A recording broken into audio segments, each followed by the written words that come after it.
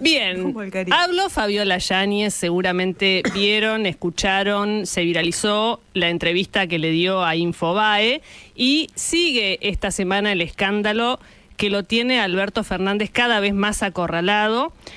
Para repasar lo que pasó el fin de semana, que fue mucho, el viernes a la noche, allanamiento en el departamento donde vive Alberto Fernández. Se llevaron el celular que a esta altura es una bomba atómica porque desde su propio entorno no creen que haya borrado nada de lo que fueron sus mensajes desde que Alberto Fernández tiene hace más de 20 años el mismo número de teléfono. Qué bárbaro. O sea... Hay de todo ahí. Hay de todo ahí adentro. Alberto Fernández renunció al PJ. Lo suspendieron, esto lo debe haber recibido con dolor, del Grupo de Puebla. Grupo de Puebla, chau. No da más clases en la UBA. Primero dijeron que porque no se anotaba nadie, lo más probable es que, bueno, era poco conveniente que siguiera dando clases como profesor en una de las cátedras de Derecho. Y, por supuesto, lo que se espera, y esto me comentaban esta mañana en la justicia, es que declare Fabiola Yáñez, que a todo esto dio una entrevista, pero todavía no dio precisión de los hechos que ella está denunciando, que tiene que ver con las golpizas. Entonces, mañana la justicia trabaja para mañana tomarle declaración vía Zoom. Probablemente esté presente alguien de la UFEM, que es la fiscalía, la unidad fiscal que tiene que ver con este tipo de delitos de violencia de género. Sí, con Mariana Laboceta, que en el fin de semana sacó un comunicado pidiendo que no se difundan las fotos de Fabiola golpeada. Lo cuento por si dejan de verlas en los medios. La fiscalía pidió que no se difundan más. Después se verá quién las difundió originalmente, pero ahora, el domingo, la fiscalía se acordó de que no hay que difundir las fotos de Fabiola golpeada. Eso por un lado. Por el otro, falta definir la competencia, Jessy, porque existe la posibilidad de que la causa se vaya a San Isidro, que es lo que pidió la defensa de Alberto Fernández. San Isidro tiene jurisdicción sobre la Quinta de Olivos, de ahí estaría la lógica. Y en algún momento desde el entorno de Mariana Gallego dijeron: vamos a esperar a que se defina la competencia para que no declare ante un fuero, o por lo menos en una jurisdicción, en la de Capital, y después la causa termine en otra, lo cual quizás nos podría traer aparejada la posibilidad de que tenga que declarar 2 veces. Entonces, se hablaba también de eso, y en el medio de todo esto, Alberto Fernández haciendo declaraciones, a Horacio Berbisky. A eso iba. En el cohete a la luna, que Berbisky dice: no puedo publicar la entrevista de más de una hora porque sale en el diario El País. El diario El País no la va a publicar o no la quiere publicar porque su protocolo indica que también tiene que hablar Fabiola Yáñez, que no está contestando. Entonces, esa entrevista quedó en el limbo. Lo que le dijo a Berbisky, que lo voy a resumir en 3 puntos, es vomitivo. Sí. Su y publicarlo también lo es, ¿eh? Sí, totalmente. Punto 1, tratamiento estético. El moretón en el ojo, no lo estoy diciendo literal, pero sí es la explicación que dio de parte de Alberto Fernández, es producto de un tratamiento para las arrugas. Otro punto, la víctima es él, que en realidad era Fabiola el que le pegaba a él, y él solo la sostenía de los brazos y por eso tiene moretones en los brazos. No, porque no hay tratamiento estético en los brazos posible. Sí, claro. Por eso, la de la cara, tratamiento estético, lo de los brazos, culpa de Fabiola. Y el tercer punto de la defensa, preguntale a otras. Dijo: viví 17 años con Marcela Luchetti, la madre de su hijo mayor, y 10 con Vilma Ibarra. No hay un solo episodio de que las haya agredido. Y también es lo mismo que un ladrón de banco diga: fíjense, en 40 años no robé nunca, ¿por qué me acusan de robar un banco? Y porque entraste a robar un banco. Es la primera, muchacho. Maestro, es el manual, además, de un violento, ¿no? Y de la defensa equivocada, era ¿no? bilateral.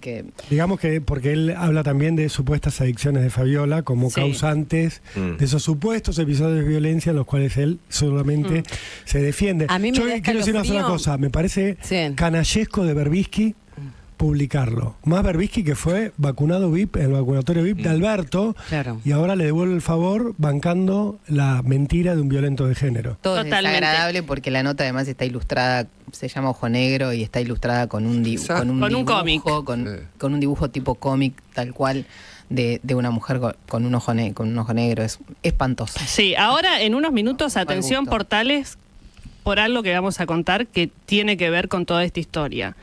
Pero volviendo al tema Alberto Fernández, que designó una abogada, los que lo conocen dicen que el verdadero defensor va a ser él y que esta estrategia, que, insisto, es vomitiva, sale de su propia cabeza. Y otro punto importante, es probable que lo llamen indagatoria por la causa. Yo no digo que es más importante la causa por corrupción y no la otra, pero probablemente la pena y el impacto político de la de corrupción sea grande porque se lleva puesto a su amigo Héctor Martínez Sosa, a su amigo toda la vida, a su secretaria y a buena parte de su círculo, de sus funcionarios de máxima confianza que van a estar probablemente citados también, y se viene un pedido, lo más probable que en breve, de Alberto Fernández a indagatoria. Por eso insisto, cada vez más acorralado en esta causa que lleva poco tiempo de investigación, pero que avanza de una manera muy contundente. Y con este punto, insisto, que es su celular, hay mucha gente con miedo por... no por lo que hicieron, que deberían tener, ya se la mandaron.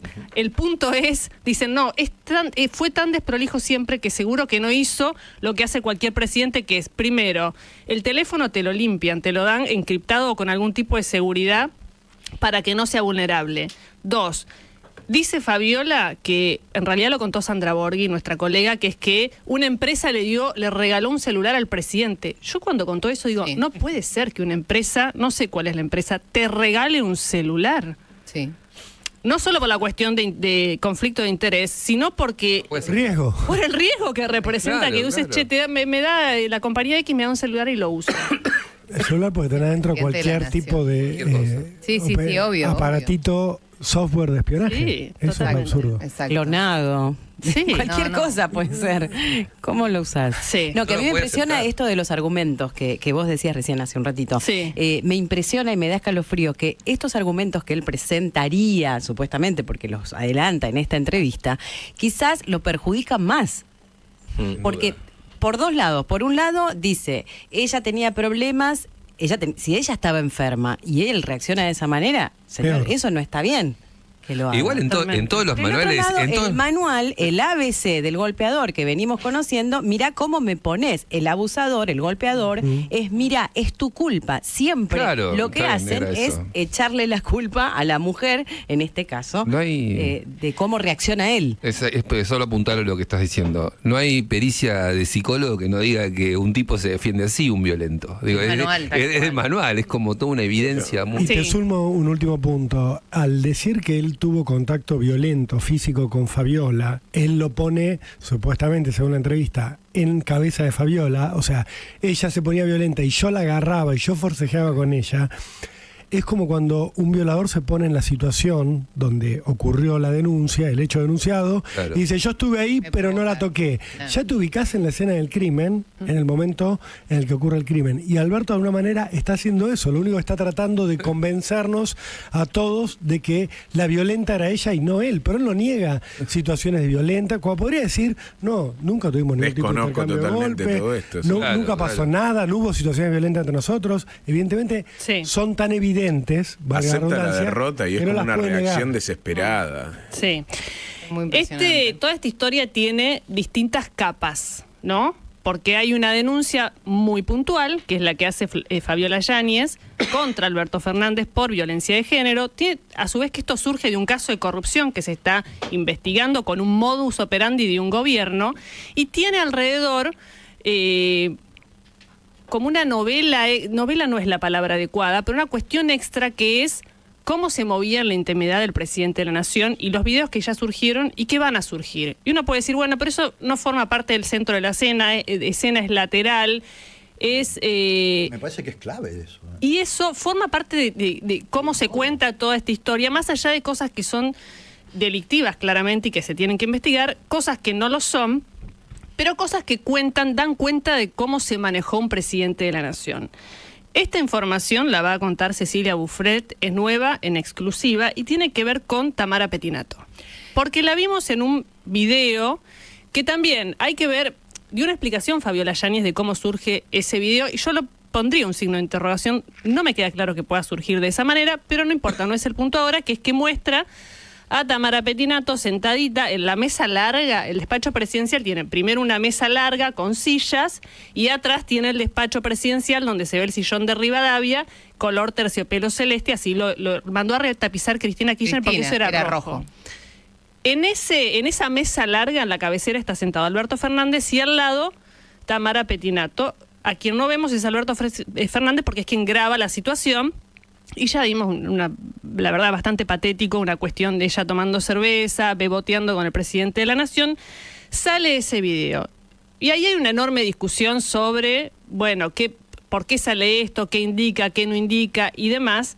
Pero lo que va a contar Bufleta ahora es que el Estado contrató a Tamara Pettinato para explicar el funcionamiento de una app de precios, aplicación de precios justos.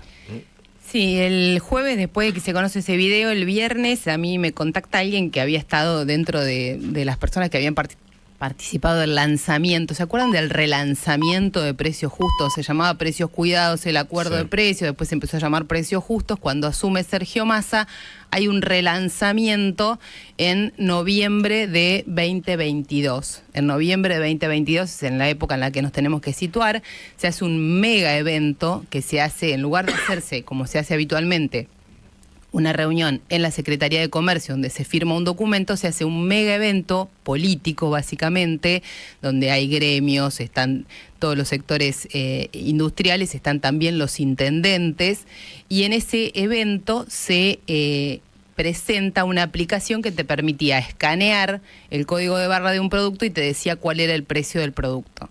Para explicar cómo funcionaba esa aplicación, hay contratada la Secretaría de Comercio. ¿Que estaba quién en ese momento? ¿Tombolini? Matías Tombolini. Sergio Massa era el ministro de Economía, Matías Tombolini era el secretario de Comercio. Pide lo que me cuentan a mí después, cuando reconstruyo la historia, es que la Secretaría de Comercio le pide la organización del evento a las productoras que tiene ya contratadas como anualmente para hacer una serie de eventos a Presidencia de la Nación. En ese contrato se pide que haya una influencer, una persona joven que explique cómo funciona la aplicación. Cuando se llega al evento, la persona que está contratada para hacer esa comunicación, que dura unos 5 minutos, 10 minutos en el escenario y que está completamente borrada de las redes sociales del Ministerio de Economía y de la Secretaría de Comercio. Nunca se difunde y se publica eso, solamente se hace en el evento, no está en la transmisión, es Tamara Pettinato. Contratada. Ese contrato es un contrato que está tiene todo, lo hace a la productora Genoma, dentro. O sea, no hay un concurso, una licitación por esto de la Secretaría de Comercio, sino que es una decisión, por la información que vos tenés, de Presidencia, de decir, se hace de esta manera y ahí envían a Tamara Pettinato. Yo tengo el documento de la contratación a Genoma o del presupuesto de Genoma. El presupuesto habla de que su cliente es la Secretaría de Comercio. Sí. Cuando yo pregunté en la Secretaría de Comercio o en las autoridades de la Secretaría de Comercio de ese momento, lo que dicen es que todos los eventos del CCK se hacen con la logística que ya tiene contratada Presidencia de la Nación, quien es habitualmente quien usa ese centro para hacer eventos o lanzamientos de dimensión grande. En ese presupuesto están todos los ítems que se necesitan para un evento. ¿De cuánto le pagaron, Ceci? Dice el total del presupuesto. El total de ese presupuesto es, a dólares de ese momento, $4.500. Lo que pregunté por alguna gente de la industria me dice que por lo menos la mitad de eso tiene que ser el costo de la persona que participa, porque digamos son bajos los costos para poner 2 horas, 3 pantallas en un lugar y algunos micrófonos. Lo llamativo ahí es que no figura el nombre de la persona. Lo que dice es que se presupuesta una influenciadora, lo digo así porque dice así el documento, una influenciadora para que haga la presentación. Yo busqué en todos los videos de ese momento, primero porque me costaba creerlo, es del 11 de noviembre del 2022. 11 de noviembre del 2022. Ese es el día de la presentación. Ese es el día de la presentación. Sí, es el día que Tamara Pettinato estaba ahí, contratada por la Secretaría de Comercio, en realidad Presidencia. Sí. Ese es el día de la presentación. Hay una nota de yo buscando y tratando de chequear la información, lo primero que hice es googlear y no la encontraba en ningún video hasta que encuentro una nota de Alfredo Sainz de La Nación de ese día que cuenta y relata cómo fue todo el evento de lanzamiento, los intendentes, la política, toda la movida que había ahí y agrega que le llamó la atención a todo el mundo, en un párrafo agrega como al pasar que fue llamativa la presencia de una humorista para presentar el funcionamiento de la aplicación de precios justos en ese momento. Lo que también reconocen algunas o sugieren algunas fuentes de el equipo económico de ese momento es que el nombre de Tamara Pettinato a la productora se lo sugirió Presidencia de la Nación. O sea que no fue gratis. No. No, era una ironía porque lo que surge de estas historias de Alberto Fernández, que en este caso tenía con Tamara Pettinato, porque es lo que muestra claramente el video, más allá de las versiones que siempre hubo, había una relación que uno moral y éticamente la podría juzgar moral y éticamente el lugar, el despacho presidencial, el consumo de alcohol, un montón de cuestiones podría ser una vez que esto trascendió. Ahora, ya cuando hay un pago digitado, como vos decís, desde Presidencia de la Nación, todo es... ya tiene otra magnitud. Sí. Quiero decir dos cosas además. Una, nunca antes y nunca después en esos eventos hubo contratados una celebrity, un conductor, un periodista, un influencer, un actor. One shot fue. Nunca. Digo, en la historia de los lanzamientos de precios justos o precios cuidados o demás, están los industriales, los supermercadistas, el político que hace la gestión y punto. Nada más. Segundo, la persona que a mí me dio la primera referencia dice que estuvo en 2 eventos, que hubo 2 eventos de esas características. Yo estuve buscando, pedir pedido de accesos y demás, eso va a llevar más tiempo, pero registrado hay uno solo. Ahora, hay fuentes del sector que dicen que estuvo presente en 2. ¿La productora sabes de quién es Ceci Genoma? No sé quién es Genoma. Ceci, yo no entendí. Digamos, ¿se la contrata para hacer qué? Para explicar cómo funciona la aplicación de precios justos. ¿Por medio de dónde? En sus redes sociales, en un programa. No, es una presentación que contrata la Secretaría de Comercio. Lo que dice Ceci es que la orden de quién debe ser la influencer la decide Presidencia de la Nación. Pero ¿se la ve a ella en algún documento? No. ¿Hay registros de que ella haya cumplido? Eso es lo que yo estoy preguntando. Ella cumplió con eso. ¿Dónde la vemos a ella explicando eso? Estuvo en el evento, digamos. Estuvo en el evento. Presencia. No, se paran adelante de la gente y sacan el teléfono y en una pantalla. Sí, hay registro de eso. Hay un registro de eso. Cumplió con eso. Es llamativo contratar a una persona para... Totalmente. Que no lo haga un funcionario. Y además es llamativo contratar a una persona que es influencer y no usar publicar eso solamente en un evento interno, personal, presencial. Claro. Sí.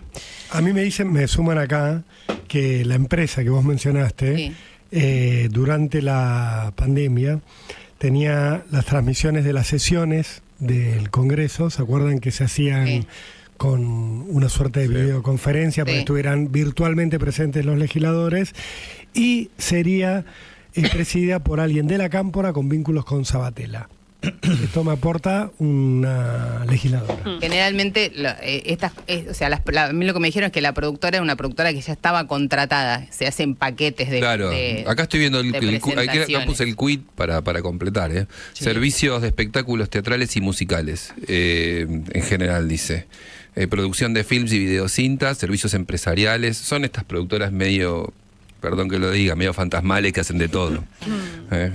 Bien, empieza a haber nuevos personajes que algunos ya existieron desde siempre, pero estaban bajo el radar por una cuestión de no tener importancia o jerarquía, y empiezan a tomar forma dentro de los expedientes judiciales. Hubo una gran historia que publica el diario La Nación el fin de semana que tiene que ver con Daniel Rodríguez, que es venía trabajando con Alberto Fernández durante la campaña como chofer, pero después termina siendo el intendente de la Quinta de Olivos. Es el que sabe todo, el que maneja todo, quién entra, quién sale, todo, exacto, que aparece recibiendo regales de Martínez Sosa, exacto, y que puede convertirse en un testigo clave, también más que un testigo, una persona sospechada bajo la lupa, por la causa de violencia de género contra Alberto Fernández. Cecilia Adevana es periodista del diario La Nación y es quien cuenta esta historia el fin de semana. ¿Qué hace Ceci? Jessica, vos y el equipo de La Nata te saludan. ¿Qué tal? Buen día, Jessy, buen día para todos. Bien, uno lee tu historia el fin de semana, que quiero que la cuentes, y no puede, avanza párrafo a párrafo y no puede creer lo que estás contando, porque describe en una escala que en principio es pequeña, porque es como este hombre va tomando poder y cómo se instala en la Quinta de Olivos y cómo va teniendo él distintas parejas y dándole beneficios. Y bueno, y cómo ahora termina siendo una persona que la justicia va a considerar, ya la considera importante dentro de esta trama. Sí, la verdad es que es un personaje central, porque como vos adelantabas, bueno, él empieza en realidad estando con Alberto Fernández. Estamos hablando de Daniel Rodríguez, este hombre que fue el intendente los 4 años de su gestión en Olivos, y empieza como miembro de su custodia cuando él era jefe de gabinete de Néstor Kirchner. Él es un ex cabo de la Policía Federal, era bombero, y empieza integrando su custodia. A partir de ahí nunca ha perdido contacto ni con Alberto Fernández ni con su secretaria María Cantero y su marido Héctor Martínez Sosa. De hecho, entre que él se retira de la fuerza e ingresa ya formalmente como intendente de la Quinta de Olivos, aseguran que recibió un sueldito, es la palabra que usan quienes lo conocieron de cerca, de parte de Martínez Sosa y de Cantero. Y cuando él entra, gana Alberto Fernández, lo convierte en el intendente de Olivos, se tiene que hacer una excepción para que él pueda tener el cargo, porque sus estudios son realmente muy básicos, y se le da el cargo. Y él se muda a vivir adentro de la casa a un chalet que está cerca de la Avenida del Libertador con su entonces esposa, su esposa histórica, podríamos decir, ¿no? Él tiene 64 años. Al tiempo de estar ahí, se pone en pareja con una chica que trabajaba en la parte administrativa de presidencia. Ahí es donde todos empiezan a observar ciertos beneficios que ella obtiene, que eran en unidades retributivas, perdón. Que esto hacía que su sueldo creciera sustancialmente. O sea, él logra que su novia, podemos decirle... Sí, porque para entonces cuando salta esta relación, él se divorcia, su mujer se va de Olivos y él se queda viviendo solo ahí. Está bien. Él lo que hace es, su novia, que era empleada de la Secretaría General de la Presidencia Exacto, bueno. Sí, hacía tareas administrativas en la Quinta de Olivos. Él logra que le aumenten el sueldo, porque las unidades redistributivas tienen que ver con que te pongan más de esas unidades para engordarte el sueldo. Exactamente. Él logra eso con ella, está un tiempo en pareja con ella, se habla de la compra de un departamento y un auto. Eso el auto lo cuentan que lo vieron todos, que ella entraba y que incluso, al igual que Rodríguez, al que se le achaca tener modos muy déspotas, muy rústicos, cuentan que ella, a medida que creció en la relación con él, también los tenía. Esa relación no dura demasiado y él se pone en pareja con otra persona que trabajaba en Olivos, que era una maestra que formaba parte del plan Cines, que daba clases en Olivos, y quien también es beneficiada con estas unidades, ¿no? Perdón, pero Olivos era un descalabro, porque este tipo, que era el intendente, ya salió con 2, formal, digamos, dejó a la mujer años. Y salió con 2, los 2 les consiguió cosas. Exactamente, es que lo que se habla es que es Daniel Rodríguez, ¿no? No. No. Lo dejamos a tu criterio, mira las fotos y después nos decís. Algo tiene.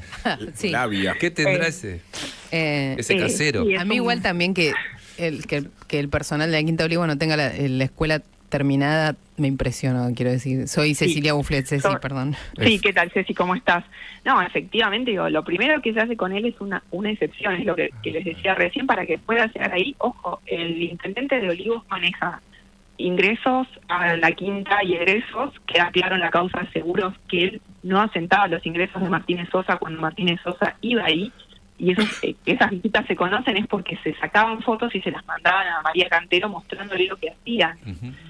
almorzando, sacándose fotos en el jardín, pero no está registrado el ingreso de Martínez Sosa.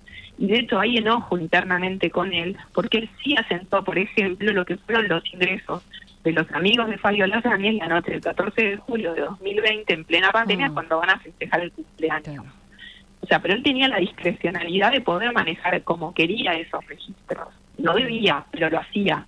Y perdón que me quedé en la novela de la maestra del Plan Fines. Sí. ¿Qué pasó después con la maestra? Con ella sigue actualmente.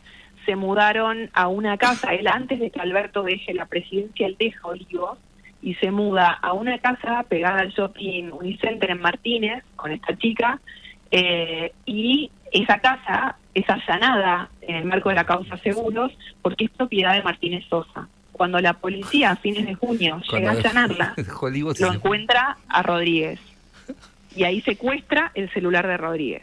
Es terrible, ¿no? Pero necesito que lo repitas. O sea, no lo allanan a Daniel Rodríguez, sino que allanan las casas de Martínez Sosa y se dan cuenta que quien vive ahí es Rodríguez. Exactamente. Es así, Ceci. Sí. Es en junio, ese allanamiento no forma parte de los primeros allanamientos de la causa que ordena el Colini.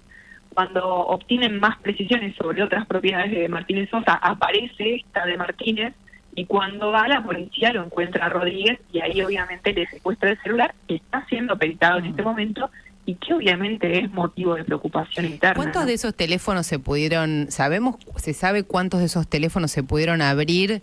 Si alguna de las personas dio voluntariamente, quizás soy ingenua, pero voluntariamente las claves para abrirlos, y cuál es la situación de eso? Mira, se están abriendo, Ceci. Yo no tengo el dato particular, sí que Alberto Fernández dio su clave, eso me dijeron que sí, que el viernes la dio voluntariamente. No tengo la precisión de quiénes de la otra causa sí dieron sus claves. ¿Por qué, Ceci, por qué considerás que Daniel Rodríguez puede ser clave en la investigación contra Alberto Fernández, en las dos? Porque hay algo muy importante. Primero te dicen todas las personas que uno consulta que él sabía absolutamente todo lo que pasaba ahí. Pero hay un hecho muy importante, que es que hay testigos que lo ubican una noche cuando Alberto Fernández y Fabiola Yáñez ya estaban separados y ella vivía en la casa de huéspedes con su mamá y con su hijito, que Alberto Fernández vuelve de Casa Rosada, baja el helicóptero y en lugar de dirigirse al chalet principal, pasa por la casa de huéspedes a ver al nene. Ahí aparentemente en el interior de la casa hay una discusión, se escuchan gritos y alguien ve una imagen de Alberto Fernández sacando de un brazo y de los pelos a Yáñez, y quien llega rápidamente con un carrito de golf es Daniel Rodríguez. Se la saca, podríamos decir, de la mano a Yáñez, a Fernández, y a él lo sube al carro de golf. Y lo que relatan testigos de este episodio es que él no dice, por ejemplo, Alberto, ¿qué estás haciendo? Sino que no tiene sorpresa ante la situación, sino que directamente lo sube, ¿no? Como si supiera ya de qué se trataba. Con lo cual, a mí lo que me dicen es, si a Rodríguez lo citan por esto, él lo va a negar, porque él le debe todo a Fernández. Porque, insisto, era una persona que no tenía demasiados recursos educativos, intelectuales, y logra un puesto de mucho poder interno en la casa. Claro. Entonces, a lo que le debe a Fernández es muchísimo realmente. Con lo cual dicen, él lo va a negar por más que ser un testigo, estás obligado ante la justicia a decir la verdad. Sí, lo que tiene él en contra es su propio celular. Claro. Hay que ver qué encuentran, ¿no? Absolutamente, qué encuentran. Es que la preocupación hoy realmente es muy grande en el entorno de Alberto Fernández. En primer lugar, por lo que es el celular del propio Alberto Fernández, por la manera desprolija en la que él se manejaba, que él no usaba Telegram, que él no tenía la duración predeterminada de las conversaciones, que él no habituaba a borrarlas. Bueno, y quedó claro, ¿no? Digo, que era desprolijo con el manejo del celular, con todo lo que vimos este fin de semana. Con lo cual, digamos, también la presunción es que de Rodríguez se pueden derivar muchas más cosas, ¿no?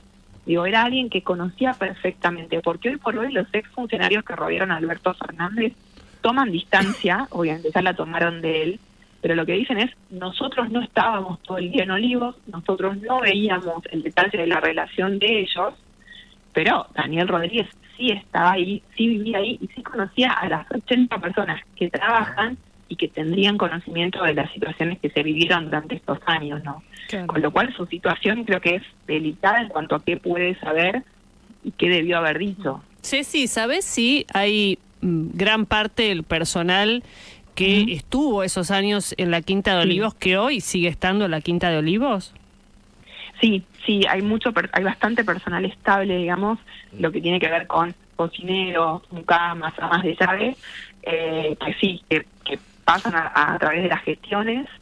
Ellos en principio están alcanzados por un acuerdo de confidencialidad, pero que me dicen que ante un juez eso obviamente el juez los va a relevar, y son quienes eventualmente podrían contar diferentes situaciones, ¿no? Me aclaran sí que en el saler presidencial por la noche no solía quedar nadie, que solo quedaban Fernández y Fabiola Yáñez, pero por ejemplo esta situación que ella el sábado relata, que ella una madrugada toma sus cosas y se va a la casa de huéspedes, debería haber sido advertida por el personal, por ejemplo, que está afuera de la casa. Sí, claro. Que no es que alguien a las 4 de la mañana puede caminar tranquilamente por ahí sin ser visto, ¿no? Pero en la casa sí no quedaba nadie por la noche, que es donde al menos todo indica se habrían producido parte de las agresiones. Ceci, cuando vos contás ese episodio tan violento de que la agarra de los pelos y demás, que termina con Daniel Rodríguez y el carrito de golf, mencionás que hay otros testigos de esa situación, porque de hecho lo sorprende la reacción de Daniel Rodríguez. ¿Esos testigos son personal habitual de la casa de la Quinta de Olivos, o hay testigos políticos o del entorno de Alberto Fernández? No, es personal habitual de la Quinta. Okay. Sí, hay mucha gente que está, creo, dispuesta a hablar, ¿no? Que en el momento obviamente no podía hacerlo por ahí por los cargos que detentaban y digamos la relación asimétrica que tenían en ese momento. O sea, pero Cecilia, hay un montón de Daniel Rodríguez entonces. O sea, tenemos un Daniel Rodríguez, pero hay otros Daniel Rodríguez también, que vieron cosas. Sí, se vieron cosas. Sí, al menos lo que nosotros logramos reconstruir, y lo cuenta muy bien también Hugo Alconado este fin de semana en el diario, es que efectivamente hay testigos de eso. O sea, los dos llegamos a esa misma escena, ¿no? Pero al menos sí, hay más de una persona que esa situación la vio. Pero lo que sí coinciden todos es en ubicar a Rodríguez como una persona que sabía eso y mucho más, ¿no? Claro, por la calidad de información. Claro, él sabía exactamente quién entraba, a qué hora se iba, y cuentan que por su personalidad rústica, por llamarlo de algún modo, él se manejaba con la ley del látigo, infundía terror en la gente. Y así también conseguía mucha información que podría por ahí de otro modo escapársele. Pero él conocía perfectamente todo lo que pasaba ahí. De hecho, casi los 4 años, porque se va un poquito tiempo antes de Olivos. Ahí la vio, cuando armó las valijitas y se buscó una casa antes de que termine el gobierno. Tenía quien pedirle casa igual, ¿no? Supo salir, exactamente. Toda gente que consigue quien le preste una casa para no tener que alquilar. Cecilia, buen día. Adriana Verón te saluda. Hablando de la gente que pudo haber visto, presenciado o escuchado por lo menos algo de todo esto, te quería preguntar acerca de las niñeras. Si Francisquito tenía niñeras que, dormían, que pernoctaban con ellos, ¿no? No, yo tengo entendido que la persona que se quedaba era la mamá de Fabiola Yáñez. Esa es la información que yo manejo. De hecho, cuando vos preguntás en el entorno, lo que siempre refieren es que su entorno era realmente muy chico.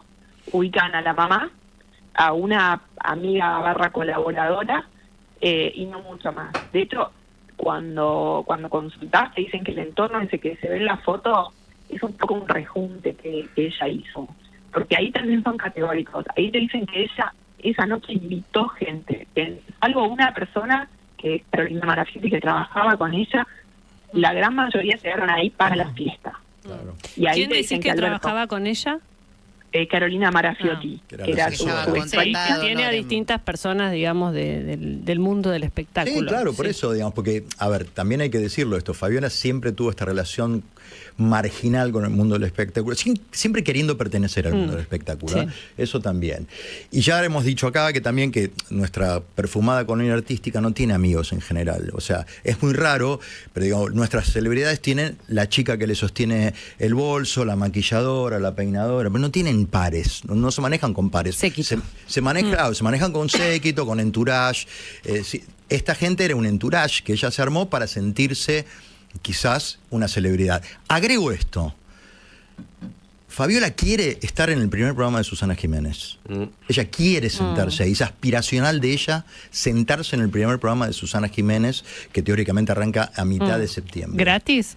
Sí, ahí va. No, es aspiracional para ella. Hola, ¿qué tal? Me recibe Susana en su living, ¿entendés? En Telefe no están nada convencidos de estos. Nada convencidos. De hecho, el primer programa de Susana estaba pensado para que venga Messi con Antonella y la familia completa. Mamá. Jorge y Celia y los niños que son encantadores también. Entonces, ahora Fabiola dijo, yo quiero estar sentada en el primer programa. En Telefe dicen, Sí. Ceci, para cerrar sobre Fabiola, a mí lo que me dicen a la justicia es que están preparando todo para que declare mañana sin darme una confirmación de que esto va a ser así. ¿Tenés algo más de Fabiola hoy? No, tengo esa misma línea, Jessy, que sería probablemente mañana por la mañana nuestra, obviamente vía Zoom, ¿no? Pero sí que todo indica que va a ser mañana, y que, como vos también decías antes, detrás de la estrategia de Alberto Fernández para defenderse está el mismo, ¿no? Del mismo modo que decían con lo que fue el Olivos Gate. Claro. Y su desesperación por sacar la causa de la órbita de Julián Ercolini, con quien él tiene una relación de enemistad muy grande, pero que la estrategia de Fabiola Yáñez y de Mariana Gallegos, abogada, sería decir que la primera agresión sucedió en el año 2016 en Puerto Madero, con lo cual, si esa es la primera agresión, todo indicaría que la causa debería tramitar en Comodoro Pi. Pero también me parece que ahí se abre una discusión respecto de si federal o no federal, ¿no? Claro, sí. Habrá que ver ahí qué pasa con eso, que me parece que va a ser otra batalla a la par de la causa en sí, no más allá de dónde se tramita. Gracias, Ceci. Abrazo grande. Cecilia Devana, periodista del diario La Nación, publicando una de las grandes historias del fin de semana que tiene que ver con la figura de Daniel Rodríguez, el intendente de la Quinta de Olivos durante la gestión de Alberto Fernández. Me quedé con lo de Susana Jiménez y Fabiola, Tartu. Es espectacular, es espectacular. Eso pasó el fin de semana, ¿eh? Yo también me quedé, no quería interrumpir porque estaba la nota abierta todavía. Pero hay toda una línea que pareciera que Fabiola es una ambiciosa que quiere posicionarse. Y la verdad que quiere posicionarse de alguna manera, hacer acuerdos, conseguir guita. Está todo eso flotando, dando vuelta. La jode a ella, es como una machaca contra su imagen, ¿no? La verdad.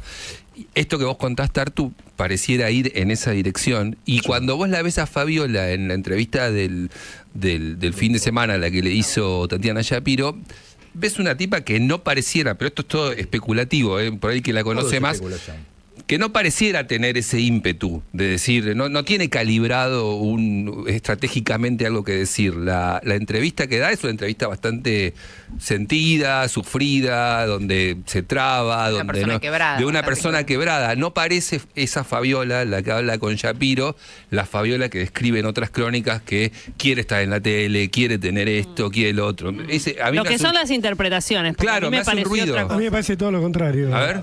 Pero por esto, Gonza, quiero aclarar algo. Sí. Para mí no hay ninguna duda que Fabiola es una víctima de violencia de género. Me parece que no hay lugar para la duda en eso. Pero sí me parece que mide mucho cada palabra y cada respuesta en esa entrevista.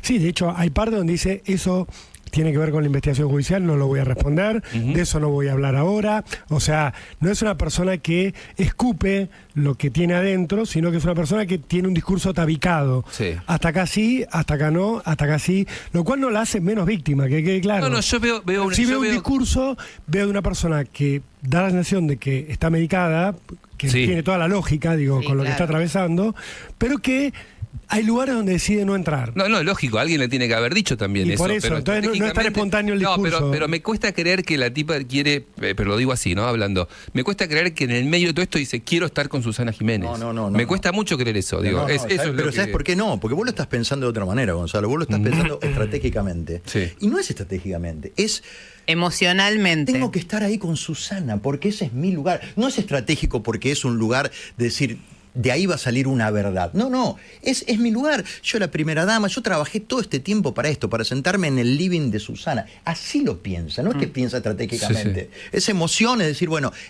chicos, es mi lugar. Yo tengo maquilladora, tengo peinadora, tengo esto. Sí, era Fabiola.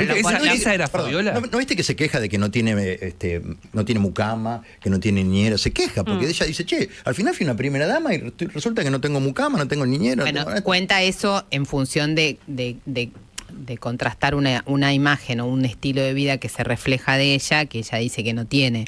No es que se queja de que no tiene mucama. Yo creo que se queja de eso.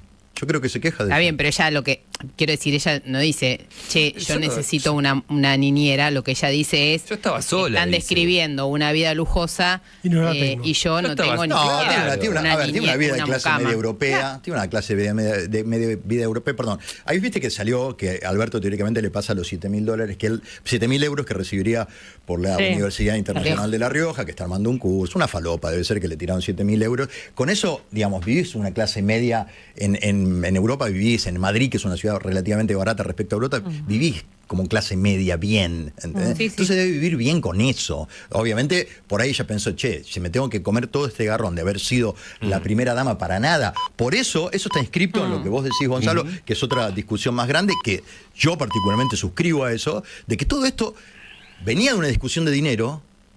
Y esto es mi interpretación, va a terminar en una discusión de dinero. Mira, eso no quita, va a terminar así. Puede ser. Déjame decir algo que es lo siguiente, ya estamos sobre el informativo.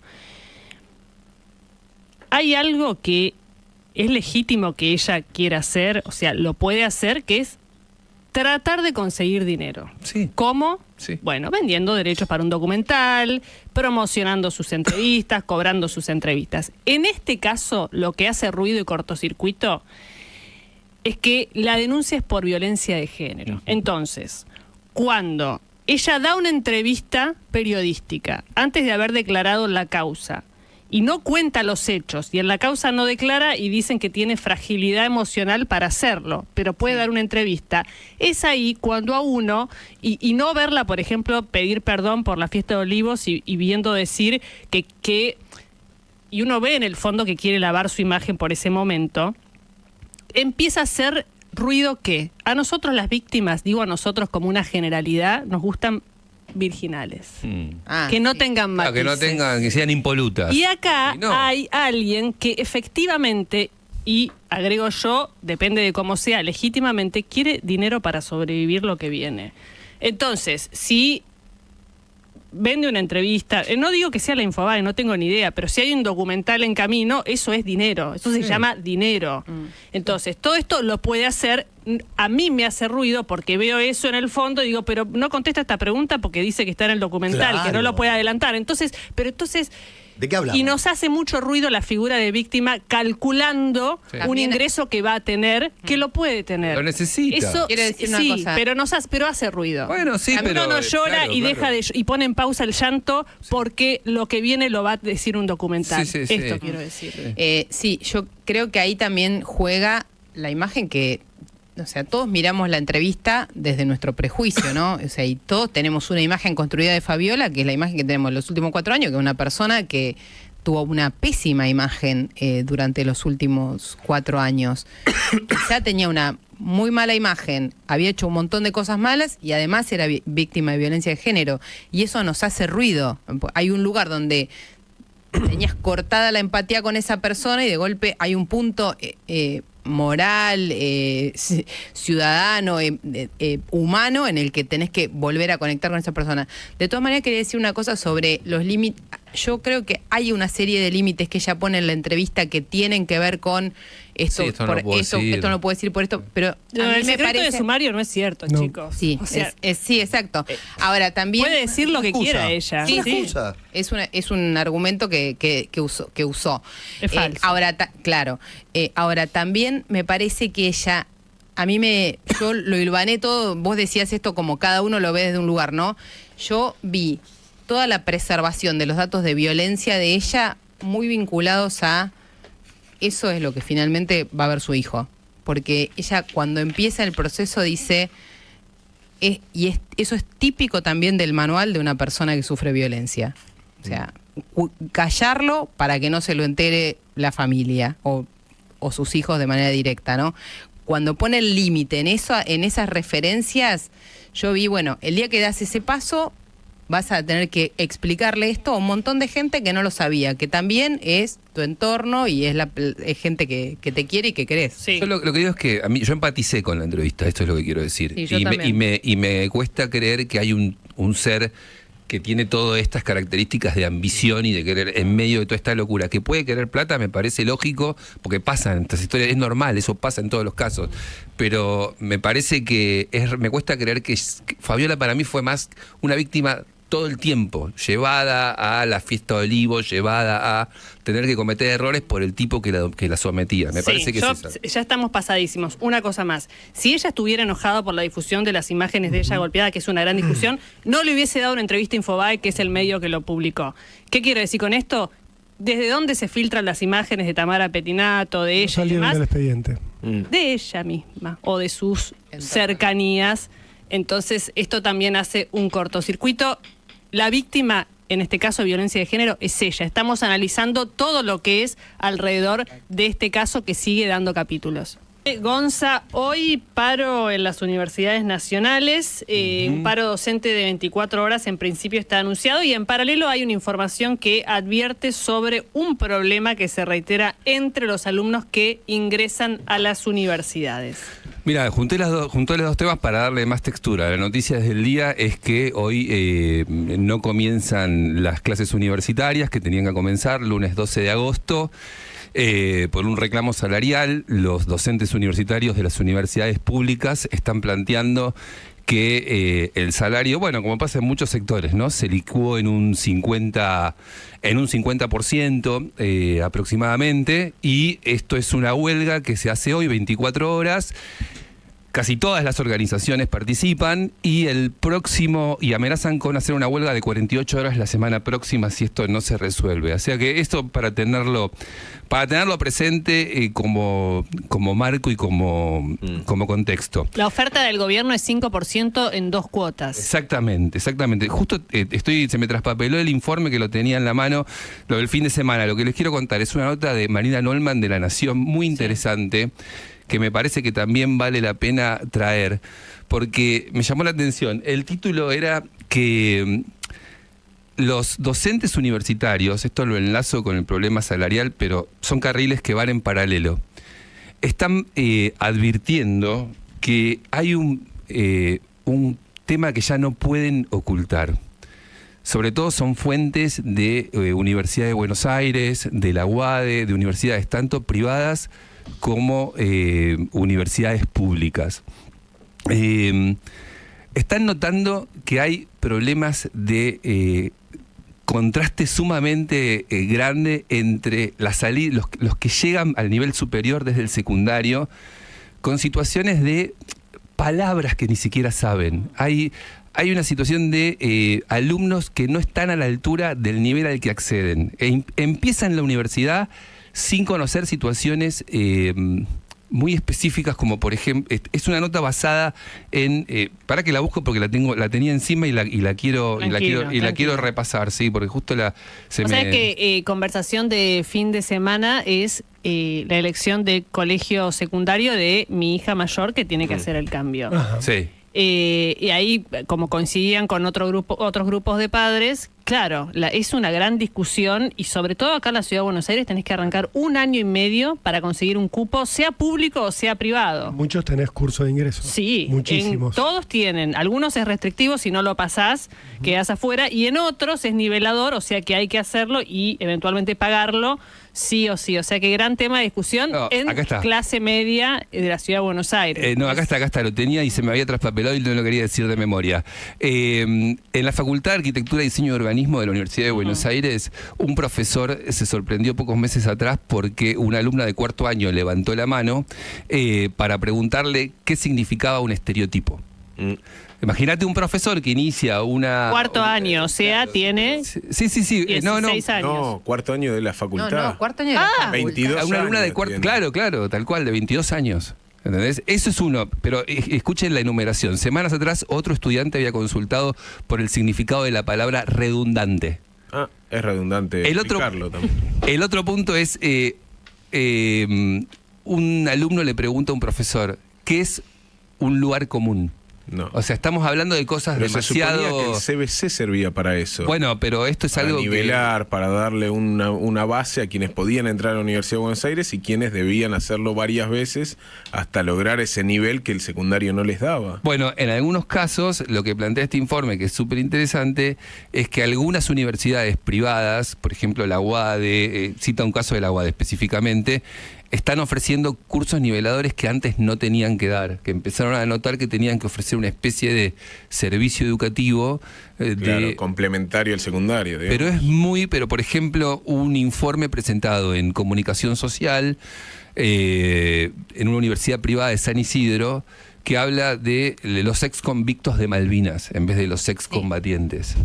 Y así hay una lista, a mí me llamó la atención porque son gente que terminó el secundario y hay una lista inmensa de situaciones declaradas por... Esto está todo informal todavía, no es parte de ningún estudio programático ni sistemático, simplemente lo que hay es una evidencia cada vez más contundente de que el cambio de nivel de secundario a nivel superior es dramático, pero es cada vez más dramático, que se llega cada vez menos preparado. Hay un tema respecto de las palabras que es el siguiente. Yo cuando era chica heredé de mi madre un diccionario que era un ladrillo enorme, tapa dura roja, y yo iba a ese diccionario continuamente. Mis hijas todo el tiempo están, ¿qué quiere decir esto? Son chiquitas, no las quiero prejuzgar, pobres niñas.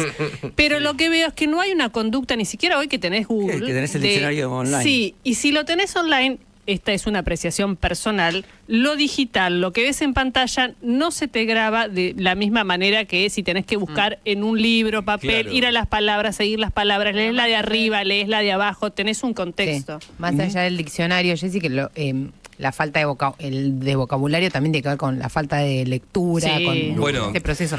Yo tengo hijos, mi hijo mayor ya está en la facultad, está en tercer año de la facultad, y mis amigas del colegio, digamos, todas tenemos hijos que han empezado la facultad y demás. Para la gente del interior, o sea, para nosotros, Jessy, fue un salto, por lo menos yo personalmente vi un salto entre la escuela que yo había tenido el 9 de julio y la universidad. Yo no sabía hacer resúmenes, ¿no? Ahora, más o menos en un año te las arreglabas. Ahora, la diferencia, el salto que tiene hoy un chico de escuela pública o privada, de una ciudad chica del interior con pocos recursos, con la universidad, es impresionante. Y es un dilema, porque además el chico después está en una ciudad nueva, viviendo solo y expuesto todo el tiempo a un fracaso porque te choca contra una pared, un chico que era re buen alumno en su colegio en el interior y de golpe se encuentra con que hay un montón de materias que sus compañeros por ahí las tienen recontradigeridas y ni siquiera las tuvo, si viene de provincia de Buenos Aires versus un colegio privado de buena calidad académica de la ciudad de Buenos Aires o un colegio público de buen nivel académico de la ciudad de Buenos Aires. Y es terrible el nivel de fracaso que yo veo en ese universo personal, pero que tiene que ver con la misma familia que éramos nosotras y que no nos fue así. Se encadena directamente con la deserción después universitaria, pero lo que están notando, y me parece que está bueno para tener el tema ahí dando vuelta, es que durante muchos años, sobre todo en los últimos 15 años y encima con la pandemia además, hubo una tendencia de que la secundaria tenía que ser piadosa con el alumno. Que tenía que ser piadosa significa que tenía que atravesar naturalmente el tiempo de la secundaria sin mayores exigencias. Madurando. Esto es una política de Estado que bajó naturalmente desde el peronismo en el poder y fue muy notoria y la discutimos muchas veces. Pasan todos. Inclusión absoluta, pasan todos. Hoy los docentes de distintos, no importa ya acá lo ideológico, de distintas universidades privadas o públicas están planteando, es dramático el choque cultural que existe entre las secundarias y la vida universitaria, el ingreso a la vida universitaria. Y es además el ejemplo ilustrado de aquello que veníamos planteando, que se viene viendo en los títulos. Nosotros cuando damos una nota, que a veces la comentamos con Flavia Pitela acá, los informes PISA que hablan de lectoescritura y de matemática, finalmente se traducen en un comportamiento, ese declive histórico se traduce en que no saben hablar los pibes, muchos de los pibes que llegan a las universidades no saben lo que es un estereotipo, no saben, y también hay un docente en el informe que la verdad que es sumamente interesante, a mí me pareció uno de los informes del fin de semana también. Un docente que da clases desde el año 93 y dice, hay otro problema, no solo no saben hablar, sino que también tienen mucho despelote para expresarse oralmente.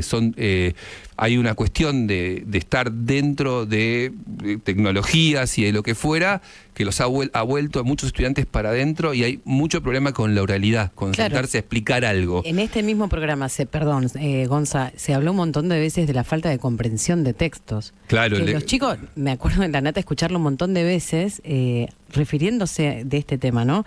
Que no leen y no te pueden explicar qué es lo que leyeron. Y eso ya se da en la escuela primaria. Entonces quiere decir que leen, pero no entienden absolutamente nada. Y claro, bueno, y además hay un tema, sí, es así. Y hay un tema, además, que planteaba en uno de estos testimonios, es si el docente se pone en modo Wikipedia bajo información, nadie le da. Jamás te condenan, estás condenado. Ahora, si transmitís una convicción, si transmitís un conocimiento, si te vuelven rápidamente un referente, por ahí hay más chances de que un pibe aprenda lo que es un estereotipo. Ahora, si vos sos, que también es el otro plano del conflicto, el docente que va y cumple con su trabajo y se va y punto, y se acabó, y está enojado con la vida porque tiene que hacer paro, y sí, claro, tiene que hacer paro. Bueno, es una encerrona, y la verdad que es interesante. El tema es algo que es indisimulable, con esto cierro. La advertencia en las universidades de un problema que ya no se puede ocultar y que se reitera en los alumnos que ingresan. Bien, para el que le interese el tema inteligencia artificial, filosofía y geopolítica, Lilita Carrió está dando un curso ¿Cuál es el nuevo Estado-Nación en los tiempos de la inteligencia artificial? ¿Cómo funcionarán los estados? Hay un grupo también de especialistas. Esto va a ser miércoles 14 de agosto y 21 de agosto a las 7 de la tarde. Esto es virtual. El que le guste y quiere información es Instituto Arendt, googleen, como no hacen los chicos, ustedes googleen, y ahí está toda la información para este curso sobre inteligencia artificial, filosofía y geopolítica. Qué temón es eso, ¿no? Para discusión, por supuesto, y para aprender. 11:30. Bufflet, aceiteros. Sí, primero te cuento que los dólares financieros están abajo de los 1.300 pesos, 1.295 el dólar MEP y 1.294 el dólar, el contado con liquidación. Habían subido un poquito el viernes y hoy retrocedieron eso que habían aumentado el viernes, están abajo de los 1.300 pesos. Es el sexto día de paro de los aceiteros, sexto día consecutivo de paro de los aceiteros. Ojo con este gremio y con este conflicto porque dispara alarmas en un montón de sectores. Uno en el campo, otro en las cerealeras y tercero, si se extiende en el tiempo, y eso está empezando a pasar, en el Banco Central. ¿Por qué? Porque vas a ver problema con los camiones que ya no pueden llegar al puerto de Rosario porque no pueden descargar. Los barcos que empiezan a quedar flotando en Rosario sin poder entrar a puerto y cargar porque no funcionan las aceiteras.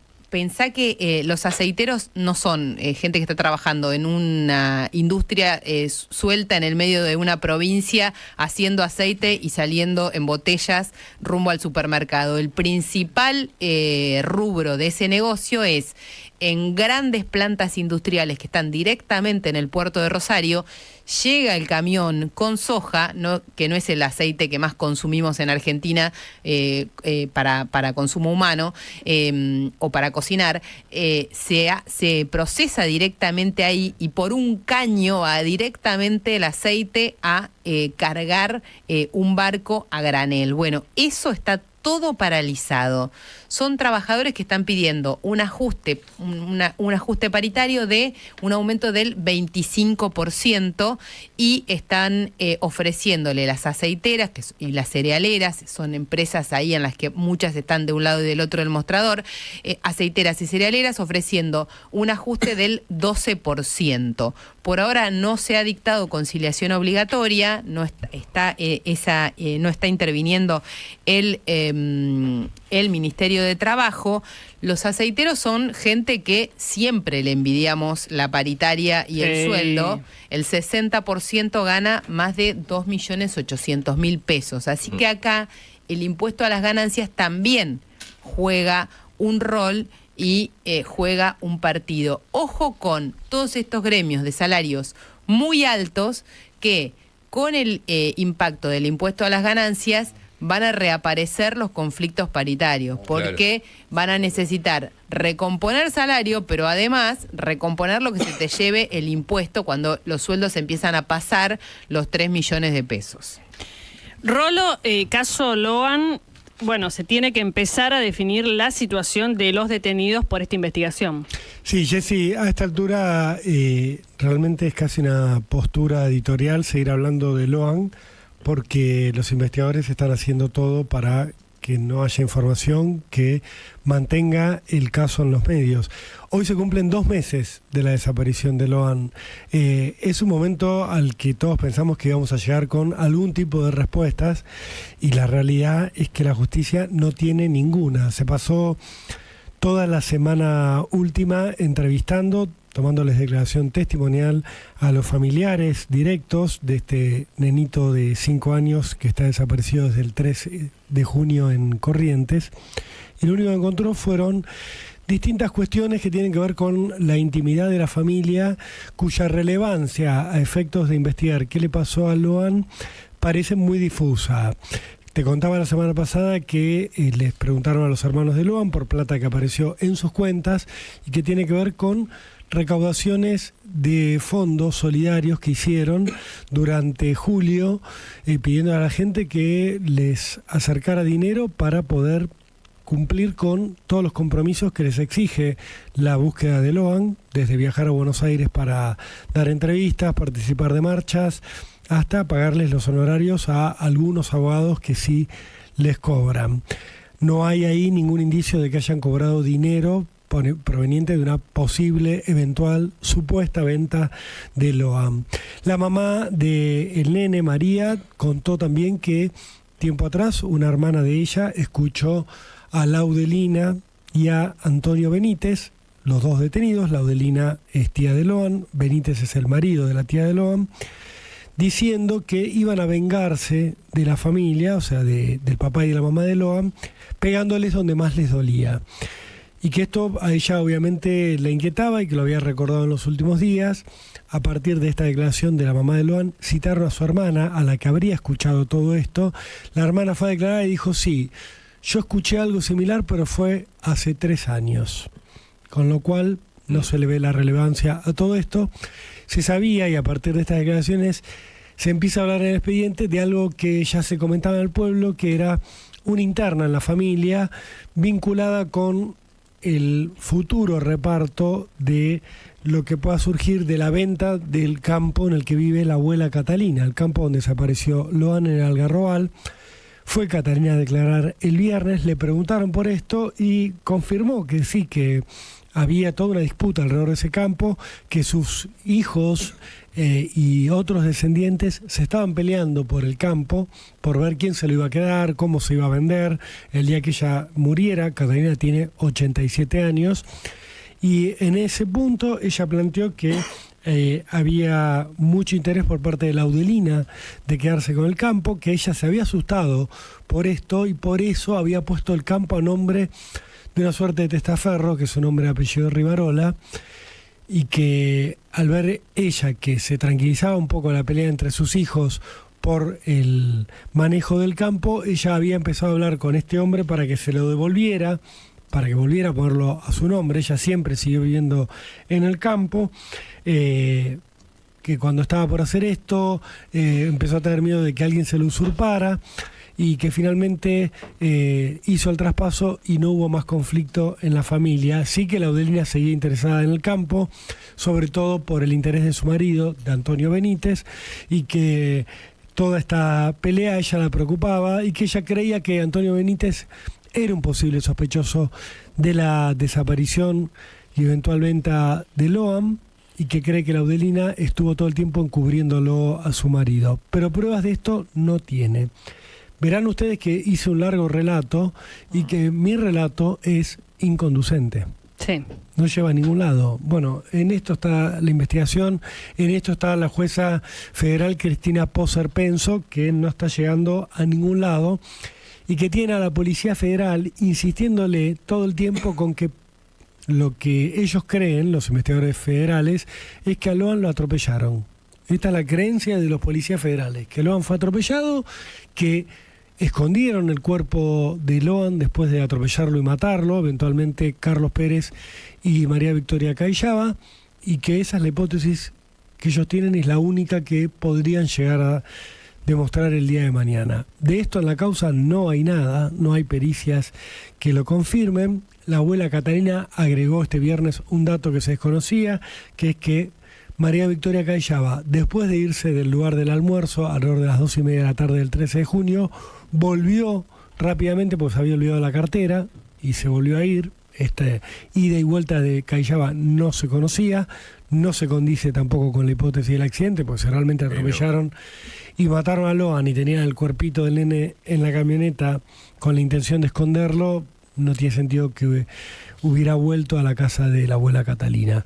Pero esto es lo que tiene la jueza, que esta semana, Jessy, debería resolver qué hace con los 7 detenidos, si los mete presos o si los mantiene presos o si los libera.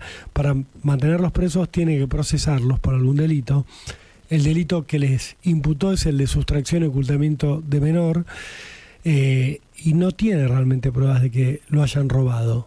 De lo único que tiene pruebas es de que Loan desapareció, pero el acto en sí de sustraer al menor no está probado en la causa, lo cual es un gran problema para la jueza, por supuesto, porque si se ciñe a la letra de la ley, los tiene que liberar a todos, dictándoles una falta de mérito, lo cual sería un escándalo.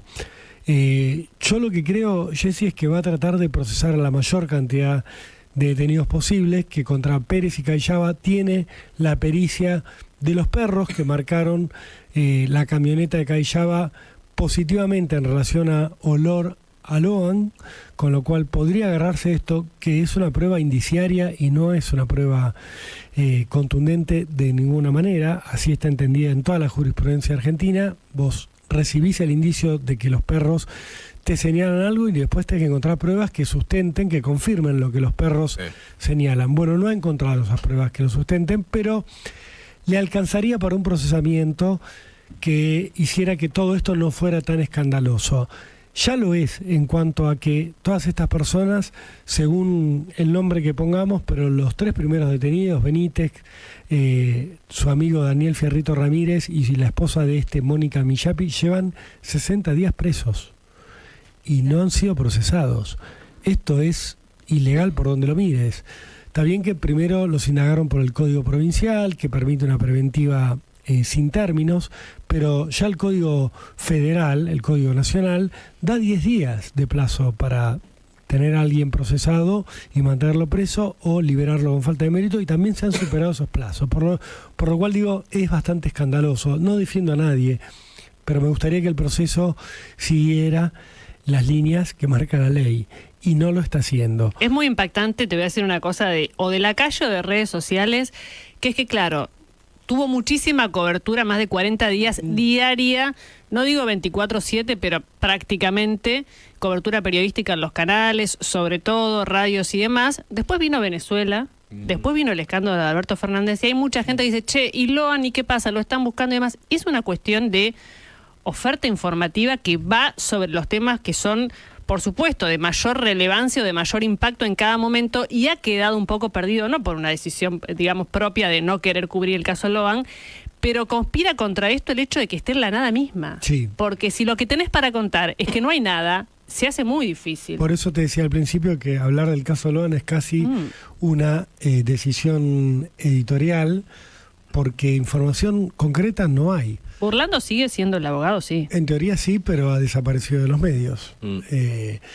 No le imputo nada, pero digo, no se lo ve más. Y la realidad es que aquí hay una causa que requiere que siga habiendo una atención nacional sobre lo que ocurrió, sobre todo para demandar respuestas, porque hay un nene perdido en el sentido amplio de la palabra, no sabemos qué le ocurrió. Me parece que el público tiene la noción de a Loan lo robaron, lo vendieron, y seguramente nunca se lo encontrará y nunca sabremos qué pasó, lo cual le quita interés informativo, de rating, de que la gente esté encima de un tema. Veredicto Como que hay la gente dice, bueno, fueron estos, lo robaron, acá hay algo raro, y nunca vamos a saber lo que pasó. Bueno, todo eso lleva a la audiencia también a prestarle menos atención y obviamente dejaron de surgir novedades.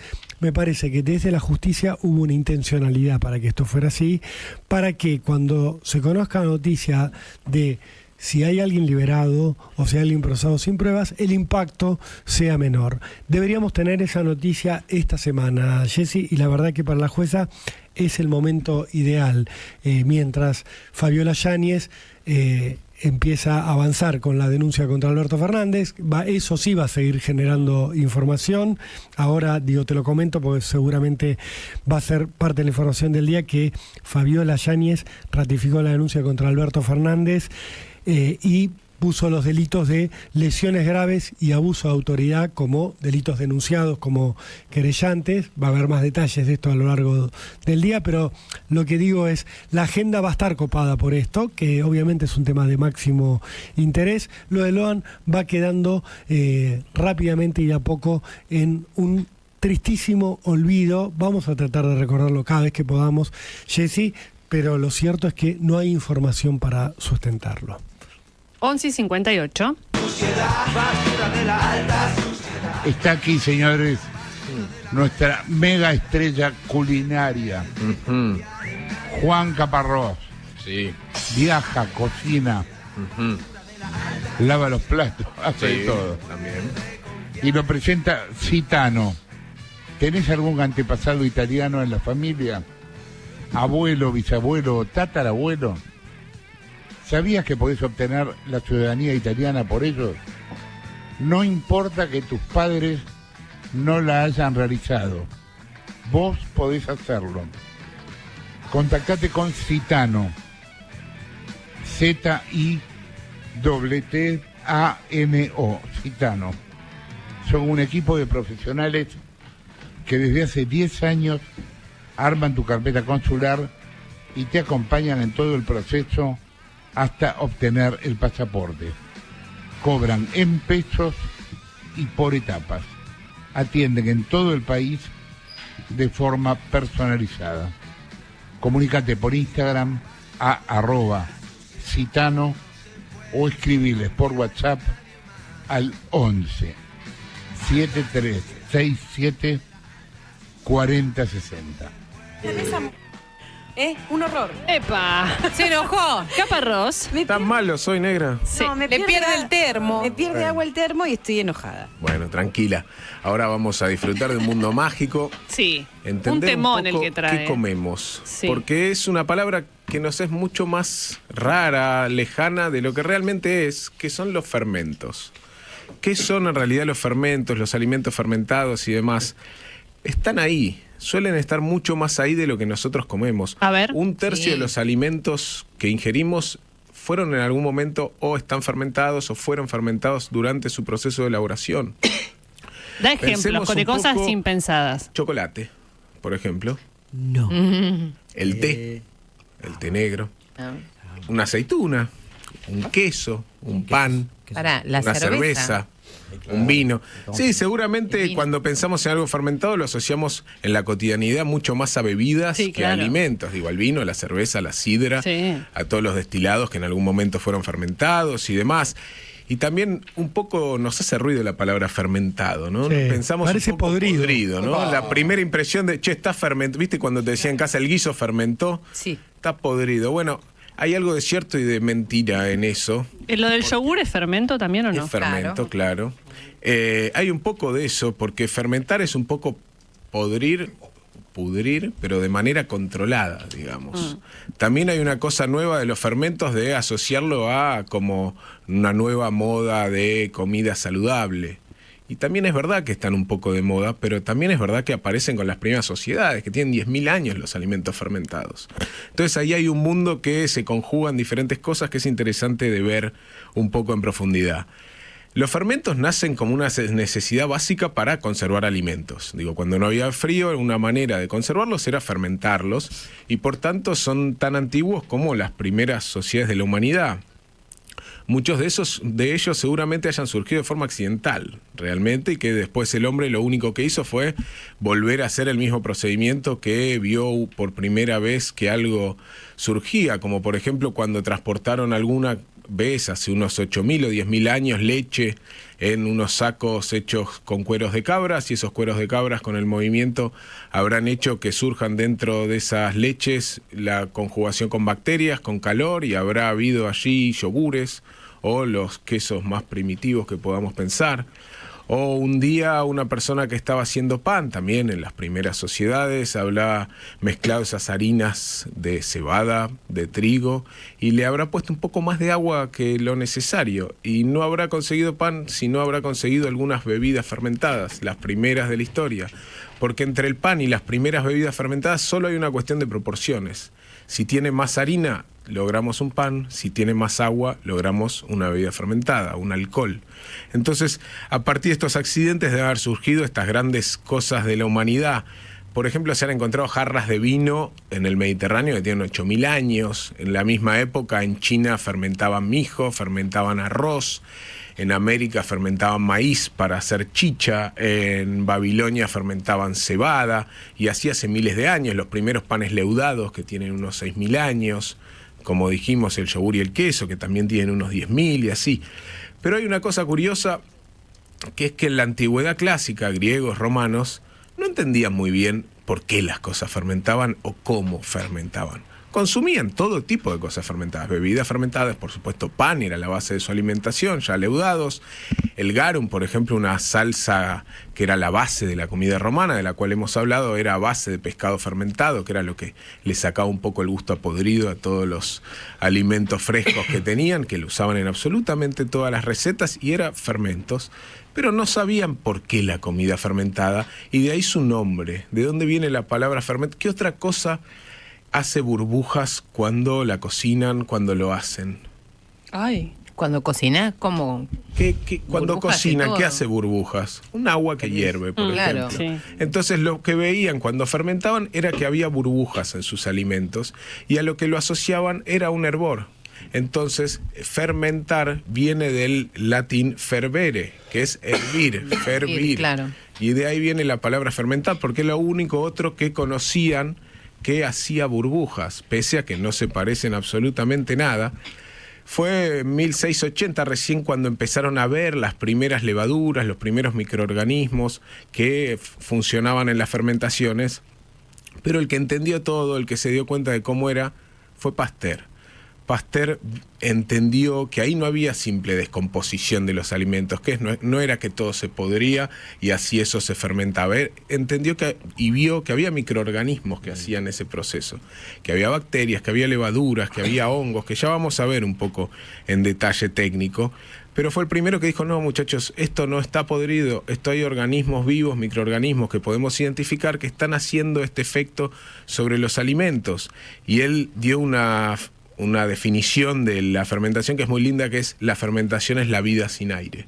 Claro, porque estos microorganismos vivían en espacios sin aire, anaeróbicos, cosa que nadie suponía que podía existir, cosas que vivieran sin aire.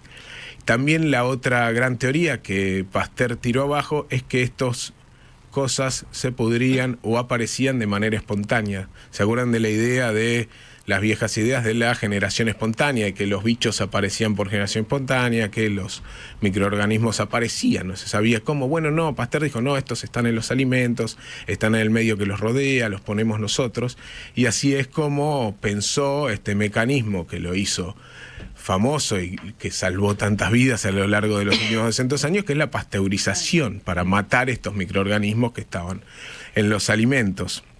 Hoy los alimentos fermentados, por supuesto, se están volviendo cada vez más de moda, cada vez más valorados.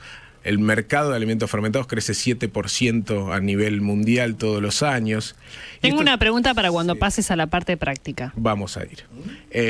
Sobre todo se habla mucho de sus beneficios nutricionales, digestivos y demás, pero también hubo un responsable que se llama Noma, que fue el mejor restaurante del mundo entre el 2010 y el 2020, más o menos, que cerró este año en Copenhague, en Dinamarca, que fue quien puso en la escena, en el tapete, los alimentos fermentados. Fue quien dijo: la fermentación va a mejorar el sabor y la textura de muchos elementos y cualquier cosa se puede fermentar.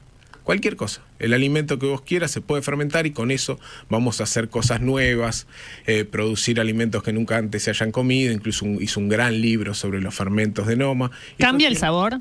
Cambia el sabor, cambia la textura, cambia todo, concentra sobre todo el sabor y depende cómo lo fermentes. Ahora vamos a ver qué tipos de fermentación existen. Veamos un poco esto, qué tipo de fermentación existe y técnicamente qué es fermentar. Hay una linda frase que es: fermentar es cocinar sin fuego. Bueno, claro, porque es eso, es transformar la estructura molecular de los alimentos, pero en vez de usar calor, usamos microorganismos. 3 tipos: levaduras, bacterias y mohos. Estos mohos, estos microorganismos pueden estar o naturalmente dentro de los alimentos que usemos o se los podemos agregar, como es el caso, yo qué sé, de la levadura cuando hacemos pan. ¿El queso azul? El queso azul es un alimento fermentado con moho, por ejemplo, claro, al cual se lo agregamos. Seguramente una primera vez, como decíamos de las grandes cosas accidentales, sin querer habrán surgido estos mohos verdes que vemos en el queso azul, en el Roquefort, en el... depende cómo se llama en cada lugar del mundo, y hoy lo probaron así con miedo y dijeron: está rico esto. Bueno, vamos a tratar de reproducirlo de alguna manera.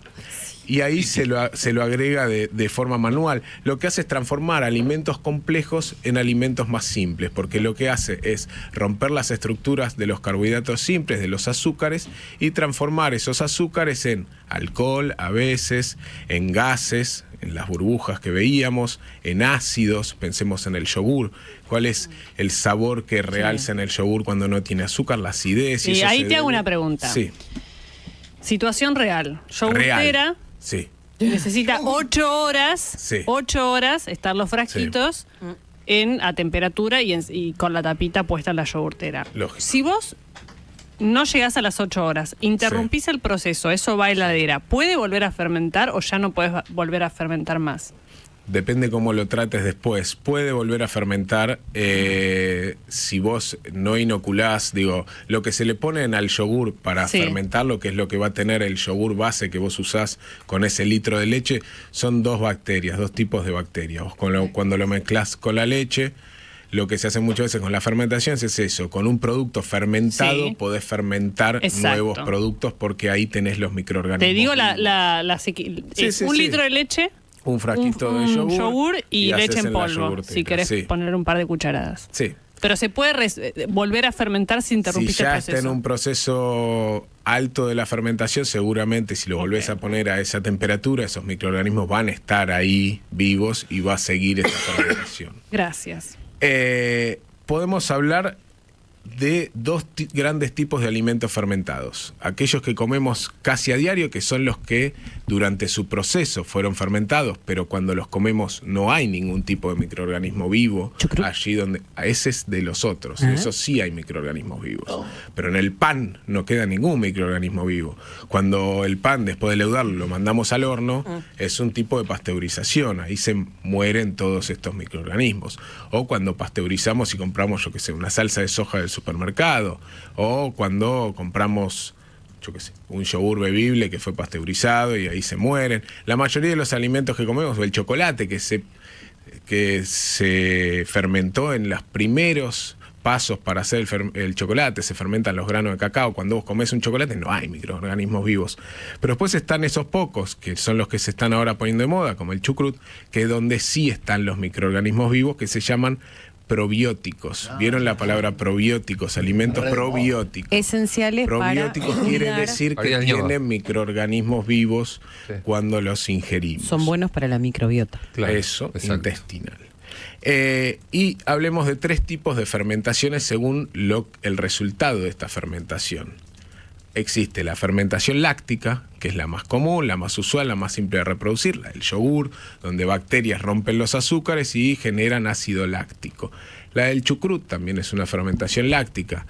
Digo, es la forma más fácil de hacer en casa. Digo, cualquier vegetal que vos pongas con un poco de sal y quede debajo de o su propia agua, le pongas agua y lo guardes en un frasco durante unos días, eso va a fermentar. Digo, es la forma más simple de fermentar.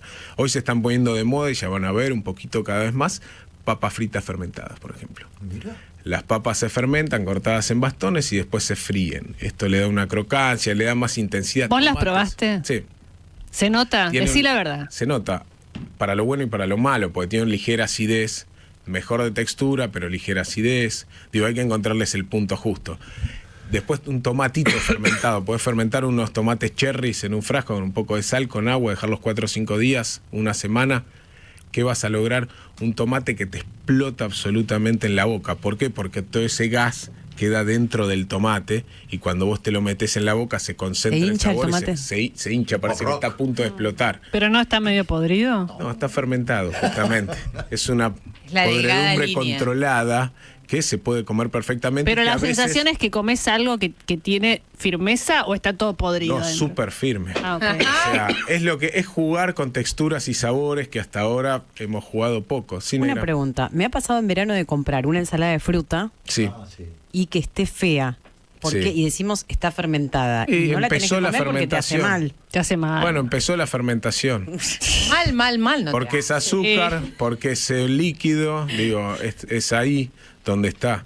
Tiene gusto a sidra. Bueno. No le encontré como... Perdón, pero esa que ensalada... se logra de la transformación del azúcar en ácidos. Se pregunta Andrea Rodríguez, nuestra productora, Sí. ¿cuál es el límite en eso para que no te haga mal? Porque el típico caso de la podredumbre de la ensalada de fruta es la que te hace mal. Depende la flora intestinal de cada uno. Chico. Claro. Si vos tomás kefir, tenés tolerancia. Piti comiendo comida podrida, diciendo qué rico. En adelantado era. Que sobra de Navidad por una semana, la comés que hay que tirarla, y te descompone de la pancita. Después está la fermentación alcohólica, que es la que conocemos todos, de primera mano, que es que levaduras transforman el azúcar en etanol, en alcohol y en gases. Y por último está la acética, que a diferencia de las otras se da en un medio aeróbico, en aire. El ejemplo más simple es qué pasa cuando dejamos un vino destapado un par de días. Se avinagra. Se avinagra, se vuelve ácido y son bacterias que transforman los alcoholes en ácidos. Como no nos va a hacer mal no a la mal, panza. de hecho lo tomamos. Si vos dejás un vino tinto 2 meses en tu alacena, vas a lograr un buen vinagre. Sí, lo usás para cocinar. Claro. Pero no te morís. No te morís, negra. Te juro que no te morís. Perdón, pero hay que dejarlo destapado, ¿no? Y claro, para que se logre un vinagre, sí, porque es pero una no, para te seguir tomando un vino más o menos bueno. No, lo tapás. claro. Okay. Yo digo para conseguir un vinagre, no para seguir tomando un vino. Pero compremos vinagre. Bueno, lo tapás en la heladera. Pero sí. Después hay entre el vino vinagrado y la ensalada de fruta podrida. Que se dan por combinación. Fondo de olla, chicos. La recesión nos está pegando fuerte. Que se da por combinación de levaduras y bacterias, como vamos a ver en el kefir, o los mohos, aquellas fermentaciones con mohos. Algunos alimentos fermentados y cómo se hacen. Bueno, del yogur ya hablamos, se mezcla es leche fermentada con bacterias.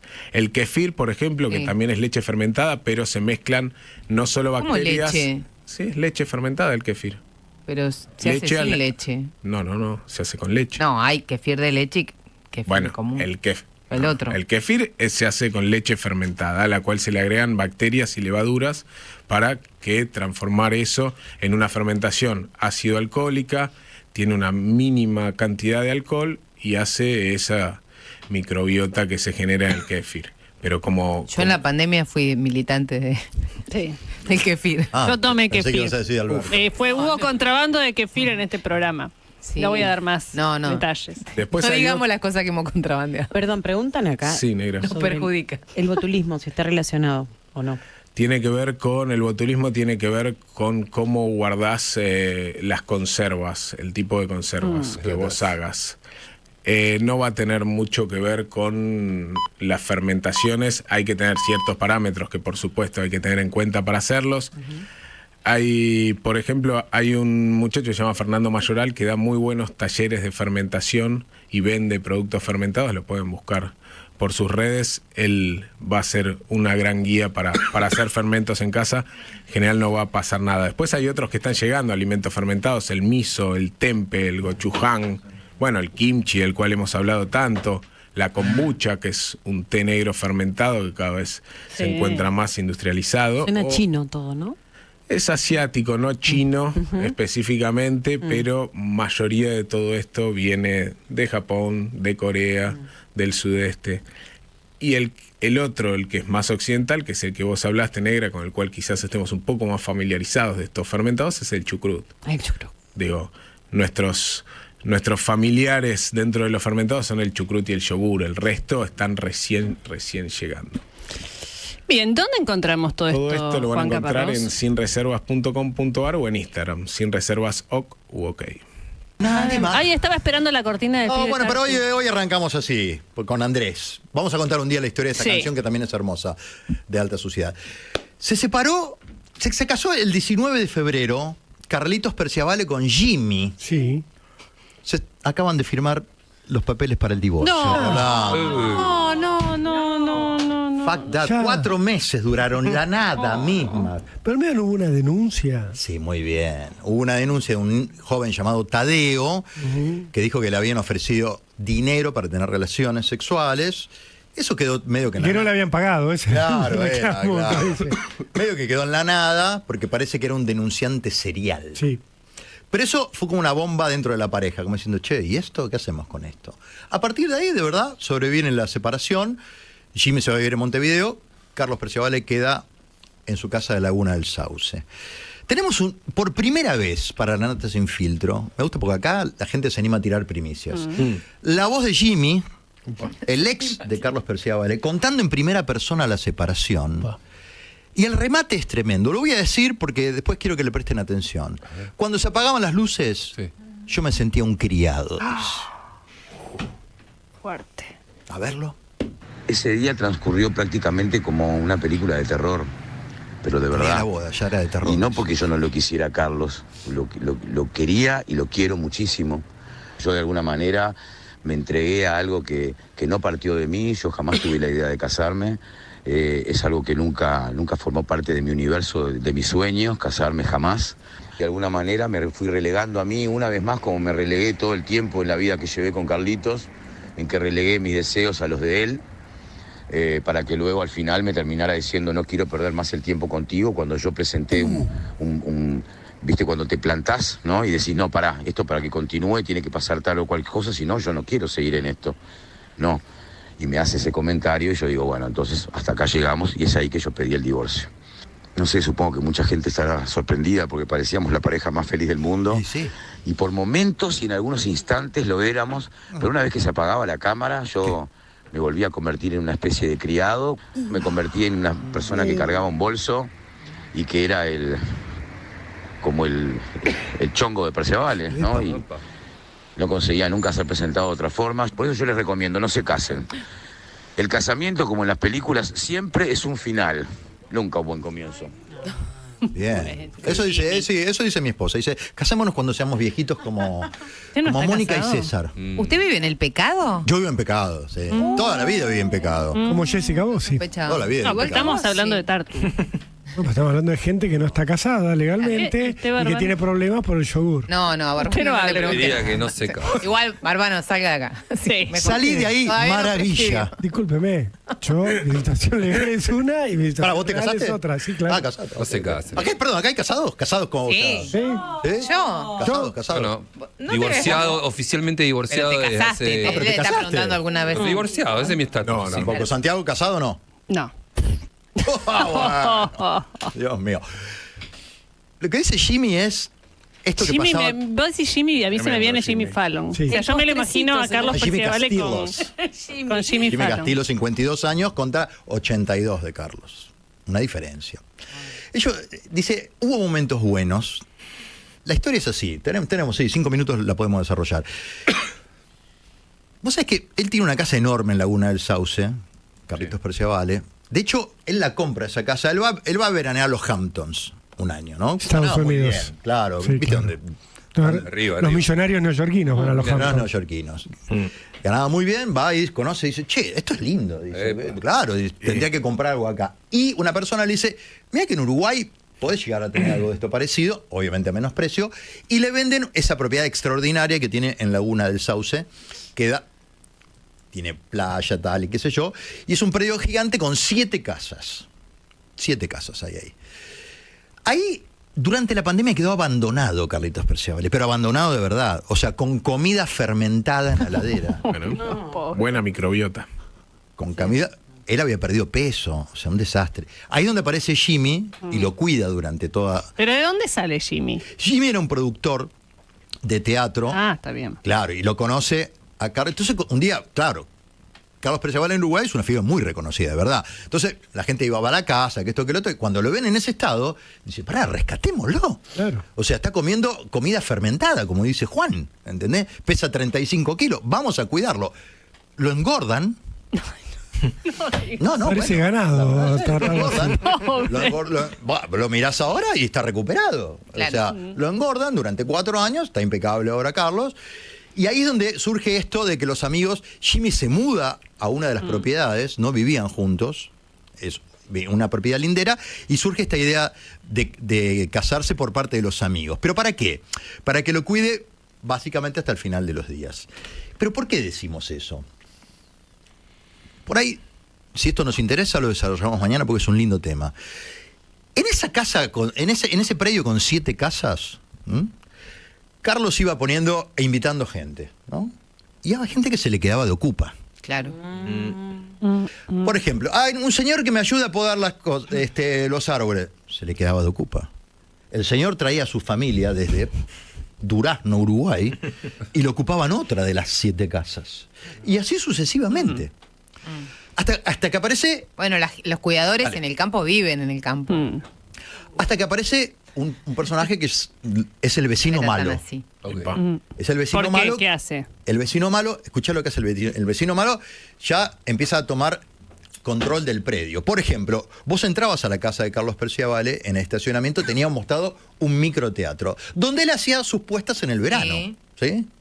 Bueno, como el vecino malo tenía una camioneta grande, demuele el microteatro. ¿No? O sea, imagínate todo lo que estaba pasando ahí, ¿entendés? Sí. Pasaban tantas cosas raras. De hecho, este verano nos invitó Carlos a comer a la casa y que esto que el otro. ¿Fue al casamiento? No, yo no fui al casamiento, no. Y me dice, ¿por qué no te vas ahí para donde bajan los ovnis? Epa. ¿Cómo? ¿Un observatorio? El unitor. Bueno, lo que pasa es, Carlos, en un momento, ¿Lugar magnético? iba a encontrarse con Una puerta. entidades del más allá. Ahí está, una puerta. Bajaba. Un portal se le dice. Bajaba. ¿Con marcianos? Sí, con Portal. marcianos. Con marcianos. Un portal. Con marcianos. Entonces, tiene una energía especial el lugar. Vos te reís, pero tiene una energía especial el lugar, de verdad. Por ejemplo, dale. Sí. Preguntas. No, es que yo me lo imagino Estamos a en contacto, Carlitos con el portal. yendo al fondo del parque Sí. y bajando un marciano, dándole la mano. Algo así. Sí. No, él ¿Y iba- Jimmy también iba a Bueno, encontrarse con el no, marciano? bueno, entonces, no, Jimmy es más mundano. No. Por eso, cuando yo fui a caminar, digo, pero esto es muy raro, chicos. O sea, no. ¿Vos estuviste con el marciano? No estuve con el marciano. Ok. No, Nos yo, miente. yo soy agnóstico. Entonces me dicen, che, andá para ahí que hay marciano, voy. Andá para ahí que hay fantasma, voy. No creo en nada. Entonces, bueno, no hay nada. ¿Quién no quiere ver un marciano, aparte? Bueno, Sí. cuestión. Ahí está Jimmy ¿Qué? en bicicleta. Jimmy, Ahí viene Jimmy en bicicleta, atravesando la luna. El ET. Sí. Con el dedito.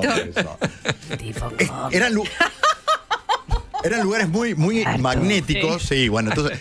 Allá lo termino porque son 12:50. Sí, pero mañana vamos por ahí la sigo porque es muy interesante Sí. todo lo que se arma en esa casa. Bueno, cuestión que hay que hacerle un mantenimiento a esa casa. Entonces, también en el rol de Jimmy, mantener todo eso andando, ¿entendés? Aparece lo que dice Rolando, esta denuncia. y la pareja finalmente. Ahora nos preocupa qué va a pasar con Carlos en la Laguna del Sauce. 20 años sin ir a la playa estuvo, de su propia casa. Oh. Recién ahora volvió. Así que 12:50 ha sido el aporte de Tartu a la confusión general.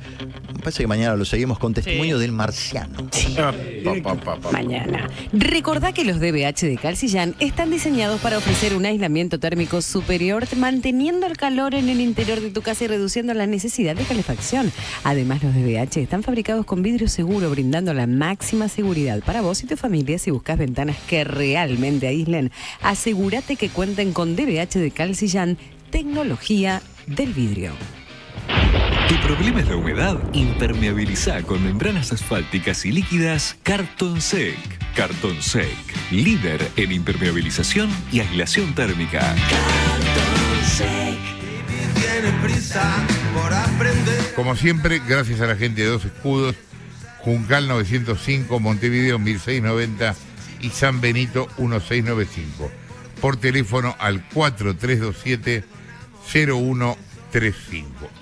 Santiago querido, Santiago añorado. Santiago añorado. Bueno, cerraron los Juegos Olímpicos y le habíamos dejado a mitad de camino la historia de los argentinos. Algunos no habían competido y otros les terminaban de competir. Elian La Regina, de 24 años, llegó a la semifinal de los 400 metros.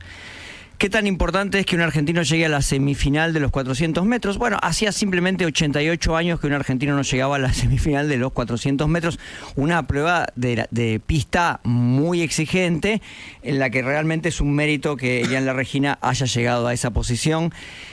Muchos de los atletas que vemos ganar medallas doradas, plateadas y de bronce, son competidores que en el Juego Olímpico anterior no llegaron al medallero. Así que siempre cuando... Y aparte, no quiero extenderme con esta reflexión en general, pero cuando uno ve los Juegos Olímpicos, y vamos a dejar todo dentro del mundo del running, la cantidad de historias que hay, pero cantidades de historias. Yo veo las publicaciones desde el que gana hasta... El que gana es el que tarda un poco más en publicar siempre, porque siempre está dando vueltas, todos lo entrevistan. Todos tienen una historia, todos tienen un camino, todos tienen un objetivo.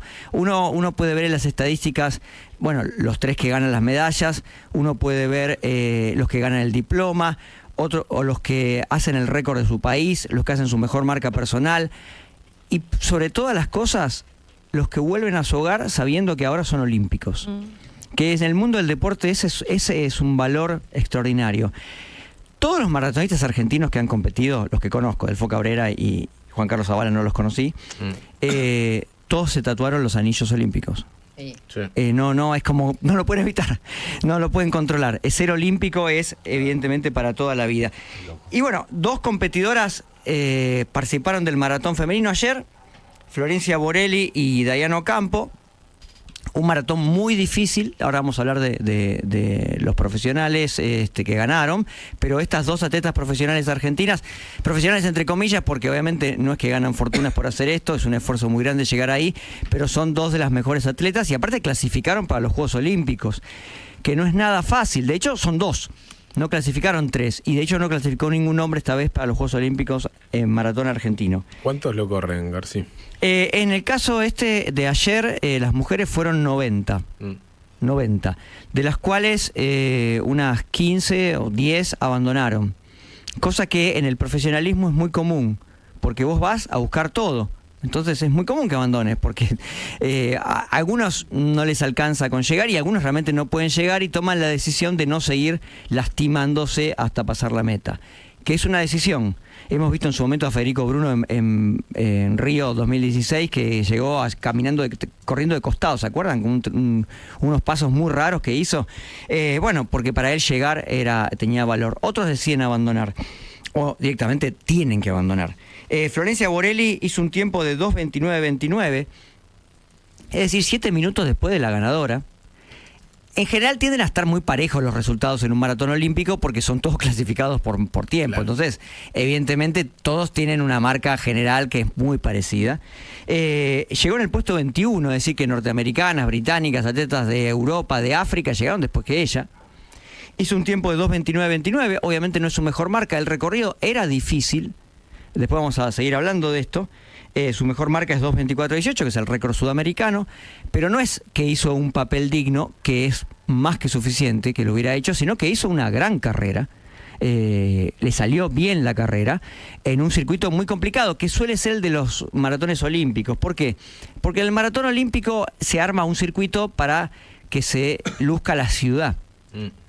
No para que sea el más rápido, sino para que se pueda correr de forma tal que la ciudad pueda disfrutarlo, claro. Entonces, y para que el público pueda festejarlo. Y Diane Ocampo salió en el puesto 41, hizo 2:32:2, también 5 minutos más lento que su mejor marca, pero nuevamente con este circuito tan complicado. Y fíjense que estamos hablando de 90, puesto 21 y puesto 41, son dos grandes maratones. Si hubieran salido últimas, uno dice, bueno, pero igual es un papel digno. Sí, claro que sí, pero esto es mucho más que un papel digno. Así que les felicitamos porque lograron una estrategia que les permitió llegar enteras a la carrera. Claro, después los profesionales eligieron otro camino. Los profesionales, los masculinos, todo el mundo estaba esperando obviamente a Kipchoge, ¿sí? Eliud Kipchoge y a Bekele, que tenían el gran Kenenisa Bekele de Etiopía y Eliud Kipchoge de Kenia, que era el gran enfrentamiento.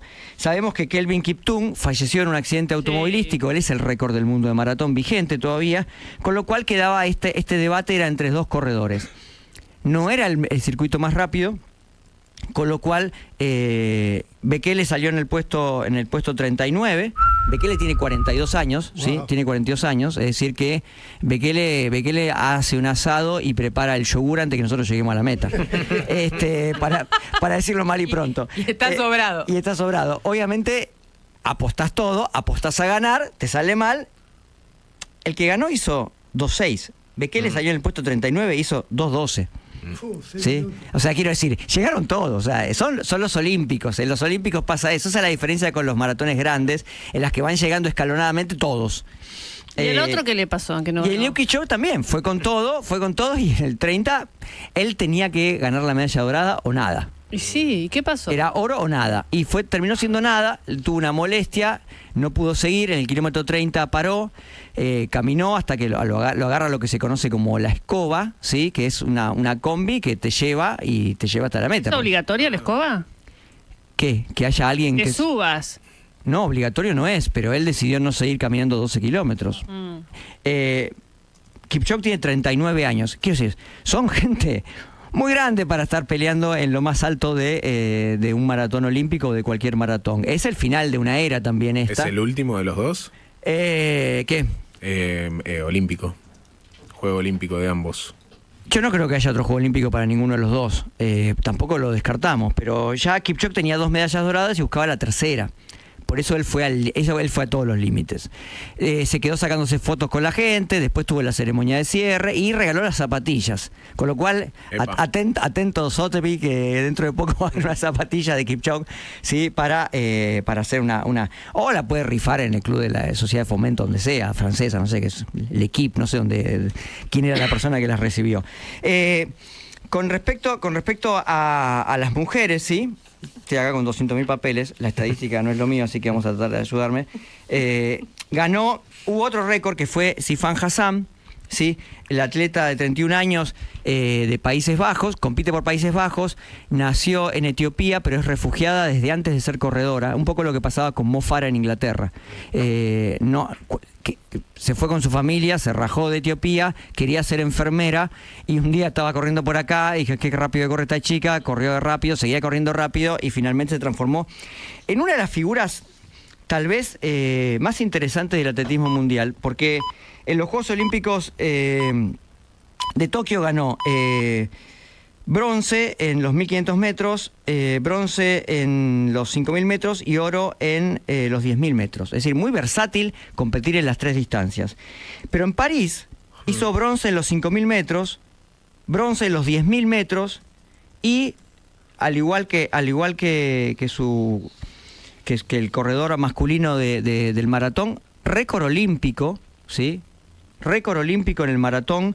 Y logró algo que no había logrado ninguna mujer en toda la historia de los Juegos Olímpicos, que es ganar las 3 distancias de fondo, más importantes, o mejor dicho, las 3 únicas distancias de fondo de un maratón: 5.000, 10.000 y los 42 kilómetros. Lo había logrado masculino, lo había logrado obviamente solamente Zatopek, ¿sí? En Helsinki 1952. Entiendan que corrió una carrera de 5.000 metros con la elite mundial y hizo bronce. Corrió 10.000 metros, 10 kilómetros con la elite mundial e hizo bronce. Y después corrió el maratón y ganó la medalla dorada con récord olímpico. Todo esto en una semana. Una persona increíble. Una bestia. Una persona que hemos hablado muchas veces de ella, que tiene una forma muy alocada, una conducta muy poco... No se la ve en un estado de gravedad permanente, es como medio alegre, medio tarambana incluso. Y en el final se discutió mucho porque en los últimos 300 metros, cuando estaba por pasar a otra corredora, se produjo un encierro en el que no se entendía si la otra corredora la quiso encerrar para que no pase o si realmente fue un accidente, que esta, que es media tarambana, se mueve de un lado para el otro y tal vez la encerró de forma accidental. Lo cierto es que los últimos 200 metros, Sifan Hassan salió corriendo desaforada como si fuera la primera vez que corría en la semana. Salió a una velocidad increíble y su competidora la persiguió de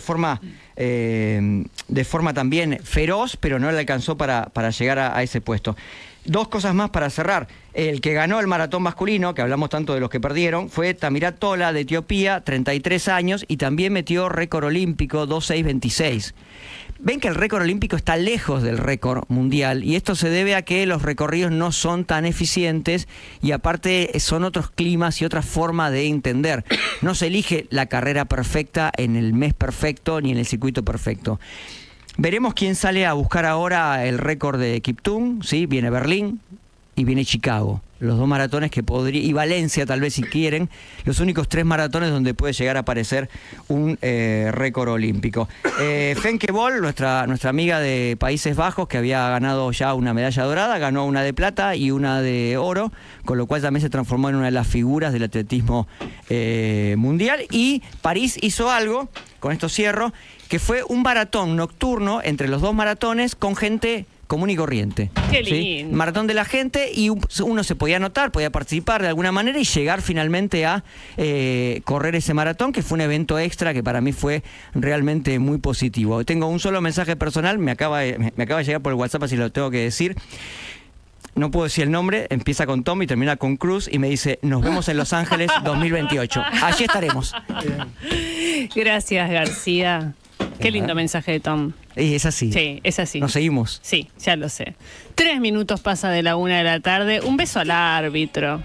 Feliz cumpleaños. Un beso al árbitro, sí. Que la pase lindo, ¿no? Gracias. Sí. ¿Saben qué? Haga chocolate. Feliz cumpleaños. Gracias.